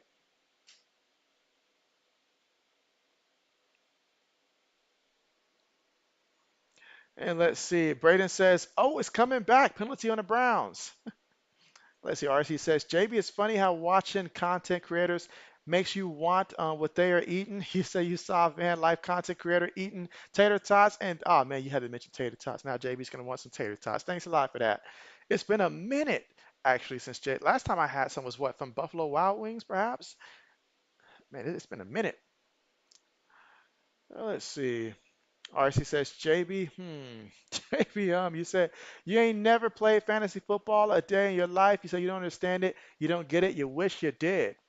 Well, I tell you what, RC, if you're serious, RC, about it and stuff like that, let your boy JB know and stuff like that, and then go ahead and send me your email and stuff like that. Because I had one guy who joined our league last year. It was his first time ever playing. He doesn't really know much about football, honestly, but he did decent. His team actually made the playoffs because halfway through the season, he figured out what he needed to know in terms of learning that stuff. So, yeah, if you're interested in joining, I do have a spot and stuff like that that is open because I had one guy who just has not responded to me from last year and stuff like that in terms of rejoining and stuff. And so if you want in RC, I can teach you how it works, explain it to you. Just, either message me on Twitter or message me on IG. And I'll share that in a second. But meanwhile, oh man, what a pass and what a catch for a first. I mean, he he made the catch and spin in the air and everything. But that one's going to be under review, so we'll see if they give credit to N'Keal Harry for that one. And let's see. RC says tater tots for everyone in the chat room. As long as it's not coming from JB's budget. RC says, JB, my thing is, how do the fantasy games take place? I heard you take the numbers and amplify them. Is that true? And so the thing about fantasy, and you say, what's my Twitter or email? You say, is it in the bio? So I'll go ahead and type that in a second here. Let me just double check. I should know it by heart, you would think, but I'll go ahead and give you my Twitter and stuff like that. So you can go ahead and do that. I'll go ahead and list both. If you want to add me on both, add me on both. I need to make sure I have the correct one for IG. Now let me go ahead and post that in the chat here. So,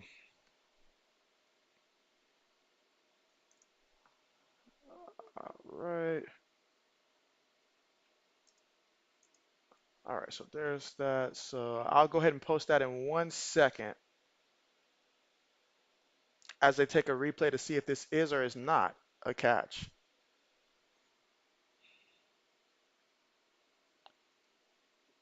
All right, so, all right, let's see if they'll let me post this now.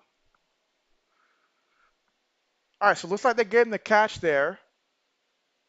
And now we've got another completion here. This time to Thayer Thomas there, the receiver number 89.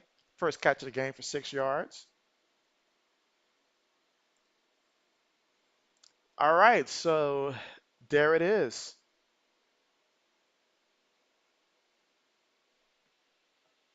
All right, pass there on 2nd and 4, incomplete. And that's going to take us to the 2-minute warning here. So the 2-minute warning, Vikings are down 23-21. So all you need if you're the Vikings is a field goal to try to go out there and win this one here. So we'll get to see the 2-minute offense rest of the way here and see how they execute this. But again, you have time and stuff like that. You're already at your own 34-yard line. But if you can get this first down on 3rd and 4, which is huge, you got to get this first down here and then keep this drive going there. You have time to go down there and at least try to get a field goal. All right, so let me go ahead and pin this one. All right, and let's see. RC says you're on Twitter under the same name. And so bet. RC says, Braden, these tater tots are better than broccoli. You say, JB, everything that tastes good is bad for you. That's a fact. That's a fact. That's a hardcore fact. Hardcore fact. Let's see. RC says, Wait, who got the ball? And so, yeah, right now the Minnesota Vikings have the football. It's 3rd and 4 from their own 34-yard line here. And again, they're down by 2 points. So a field goal can win this game if they execute this perfectly. But first things first, they got to get a first down and keep this drive going here. And as for the Raiders, if you get a stop here, you'll get an opportunity to go ahead and see if your backs can go ahead and run this ball. Obviously, both teams with all 3 timeouts, so that does come into the equation as well. And so this is going to be a very exciting finish. You don't get this in preseason games. You just don't get this in preseason games. But we got it. So how about that?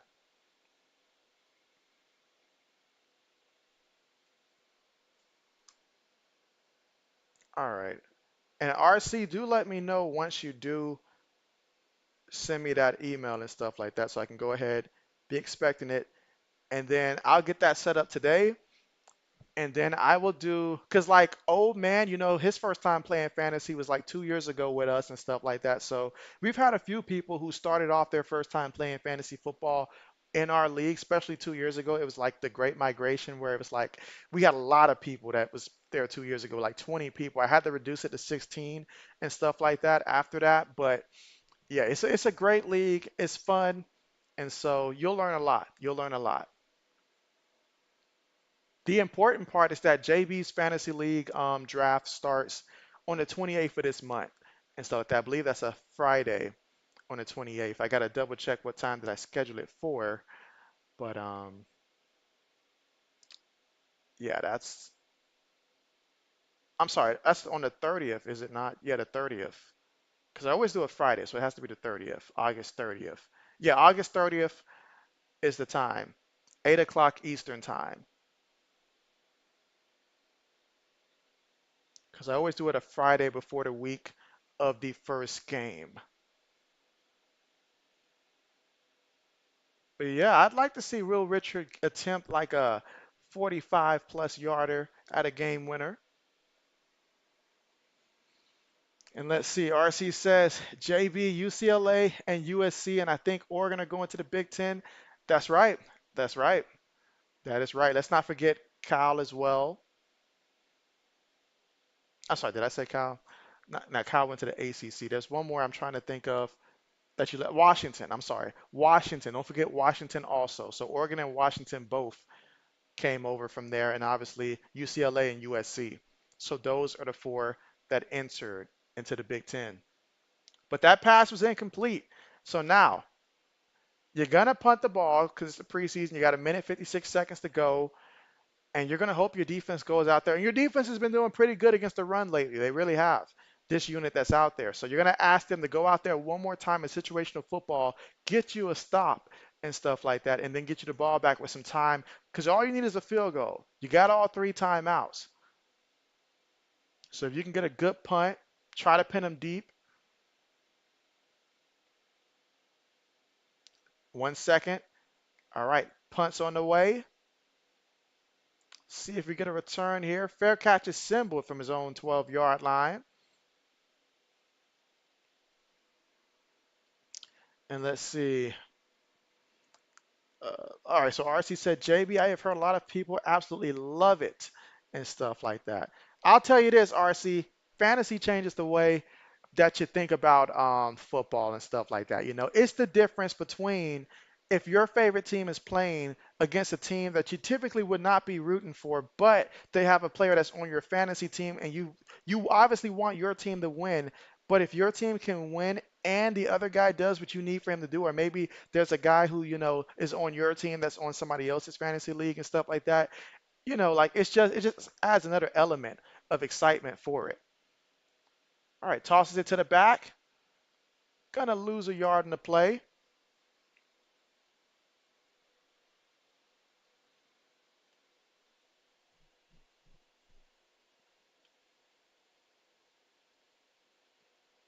All right. So timeout called by Minnesota, and this is exactly what you want if you're Minnesota. The way that this defensive line has been looking so far, you go out there, you get the stops here, do it 2 more times here. If you got to burn all timeouts, but you'll have to burn your remaining 2 timeouts to leave as much time as possible on there. As long as you don't let them get a first down, you can get the ball with plenty of time remaining to go down there and still be able to, take your time, move it down there, and at least give yourself a chance at a field goal. All right, let's see. RC says, who's quarterback? And it can't be JJ Steele. It's not. It is actually Jaron Hall. Again, Jaron Hall so far, 2 of 6 for 9 yards so far in this one for Minnesota. Meanwhile, speaking of Minnesota, getting back there and getting to the back, and that time, Sincere McCormick lost a yard again. They're making him go backwards here. Wow. So now, 3rd and 11 here. Minnesota's defense, they're fired up. They just called a timeout. They're trying to preserve the clock here. So it all comes down to this right here.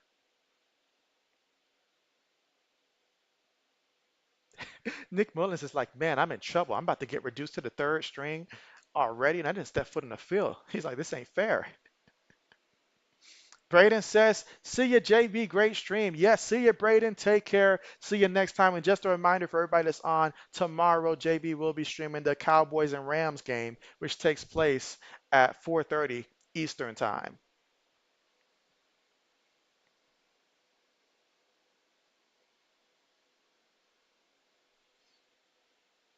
All right, so the Vikings defense, they do it. They get the stop. McCormick picked up 3 yards there. The Raiders said, we're okay. We're going to trust our defense, see what they can do. And so Vikings call a timeout. And let's see, but first things first is special teams. Got to do your job on special teams.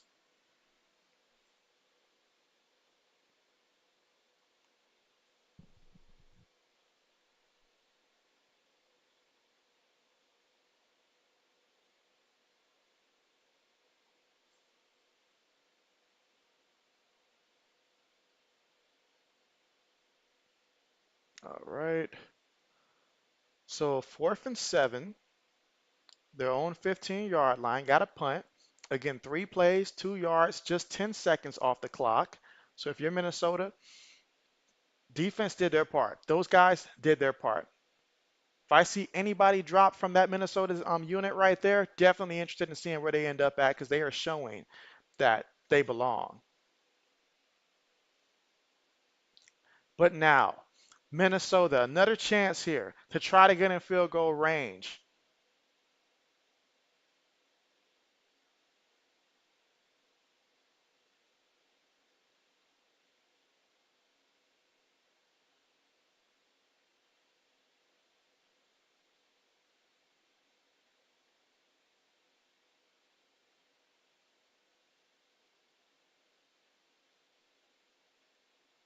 All right, here we go. So 1st and 10 out of the shotgun here. 3 receivers on the play. 1 tight end throws it. Takes a shot. Oh, it was there. It was there. It was there, but it's incomplete. And that was Trey Knox, the intended target, the tight end, number 41. And oh man, that's a play you got to make right there. Let's see. RC says Michael Penix Jr. drafted at number 8 was a shock of the draft to you. You say like they could have got that man at the end of the first if they wanted to. I believe in my heart of hearts that if he would have stayed on that board, I think the Raiders would have probably taken him. I think that's just my personal opinion. Obviously, we don't know, but I think the Raiders would have taken him before they had to pivot and stuff like that afterwards. But that's just my thoughts there. Certainly, I'm pretty sure that the Broncos probably would have taken him over Bo Nix if they had the chance. But you know,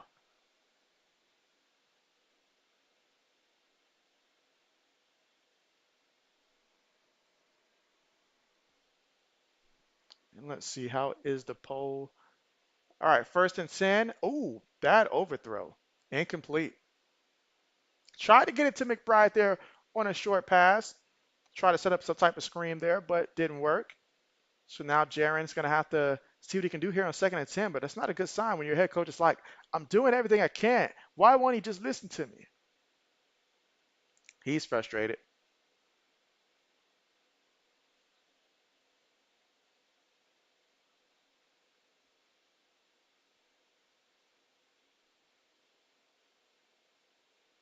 All right, 2nd and 10. Throws it, gets the completion. All right. It's going to be 3rd and short coming up. Ball right now at the Raiders' 39-yard line. So far in this drive, 4 plays, 20 yards, less than a minute in terms of time off the clock. But again, Minnesota with no timeouts here, so got to be wise. Got to get this first down here on third down. All right, but the Raiders said, we'll help you out. They said, we'll help you out. We'll call a timeout. Again, this is a situation here where you want to make sure that the DBs understand their assignments and that everybody's on the same page defensively if you're the Raiders. That's what they're thinking. Again, so far with 21 votes here, the Raiders are leading the poll here, but we still actually have enough time to where you guys can change it or secure it. So be sure to cast your vote if you haven't already in terms of who's going to win more games this season. And speaking of who's going to win this game, here on third down with 49 seconds remaining, only the Raiders have timeouts right now. So they've got Minnesota's got to be smart. Got to be smart. Pick up the first. If you can get out of bounds, great. If not, clock it. But then again, you still got plenty of time because all you need is a field goal. So depending how far their kicker can kick, depends on how you go about this situation.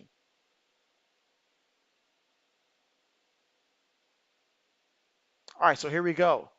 Shotgun formation, gets the snap. Hall throws it over the middle. Complete it. Picks up 11 yards to Thayer Thomas, his third catch of the game. He's got 3 catches for 24 yards. JJ is fired up. He's like, put me in, coach. And then he's like, not really, but still. But that's big. Raiders call a timeout. All right, so Raiders call a timeout. Again, this is all about coaching these guys to understand the situation and stuff like that. If you're the Raiders and stuff, as to why they're calling timeouts right now.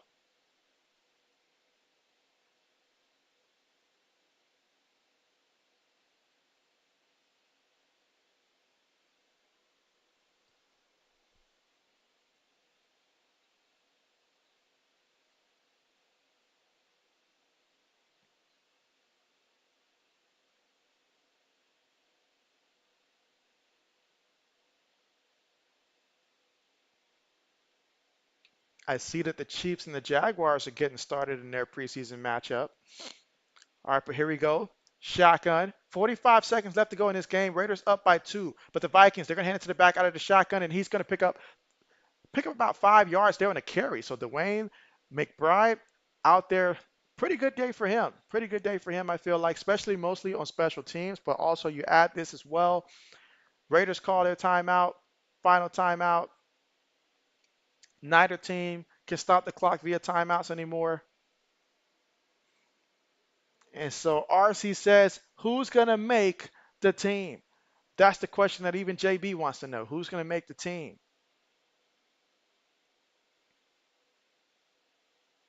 I tell you what, though, NFL Network better not do that sketchy stuff when they change the game before the game is over because another game is supposed to start. They better not do that. I can understand the game prior with the Bills and the Bears because that was like totally one-sided. But let us finish this one out.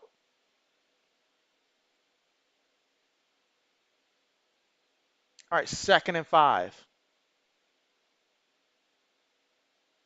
Shotgun here.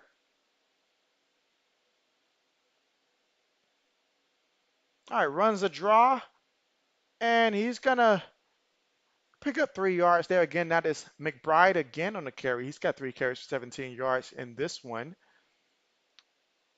So with no timeouts, now is when you go ahead and bring out the special teams unit and prepare yourself for the field goal.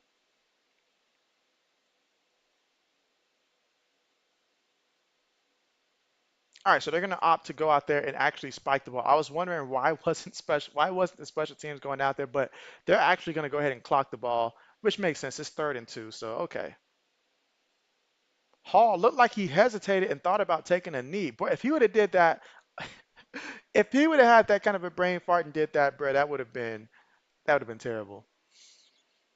All right, 22 votes. Okay, okay, okay. And RC, you said your name is the same name on Twitter as your username there. I know you've got quite the username there, so this might take a minute for JB to type up here.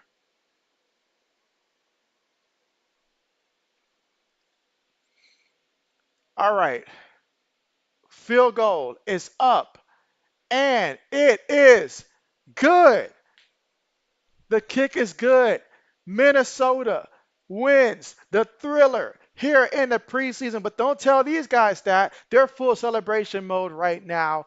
And wow, what a game. I mean, for a preseason game, for any game in general, to come down to the wire here, Minnesota came through in the clutch when they needed to the most. I have to give a lot of credit to that defensive line that Minnesota put out there in that last unit. Like the last couple times they've been out there, they played tremendous in shutting down that run. Like you can tell the difference from them and the unit that was out there before. And so they went and did their job, got a quick three and out. That was good there. And then for Minnesota to be able to, go down there, Hall made the plays when he had to. He made the plays, made the throws there on that last drive to set him up for a field goal. And there you have it.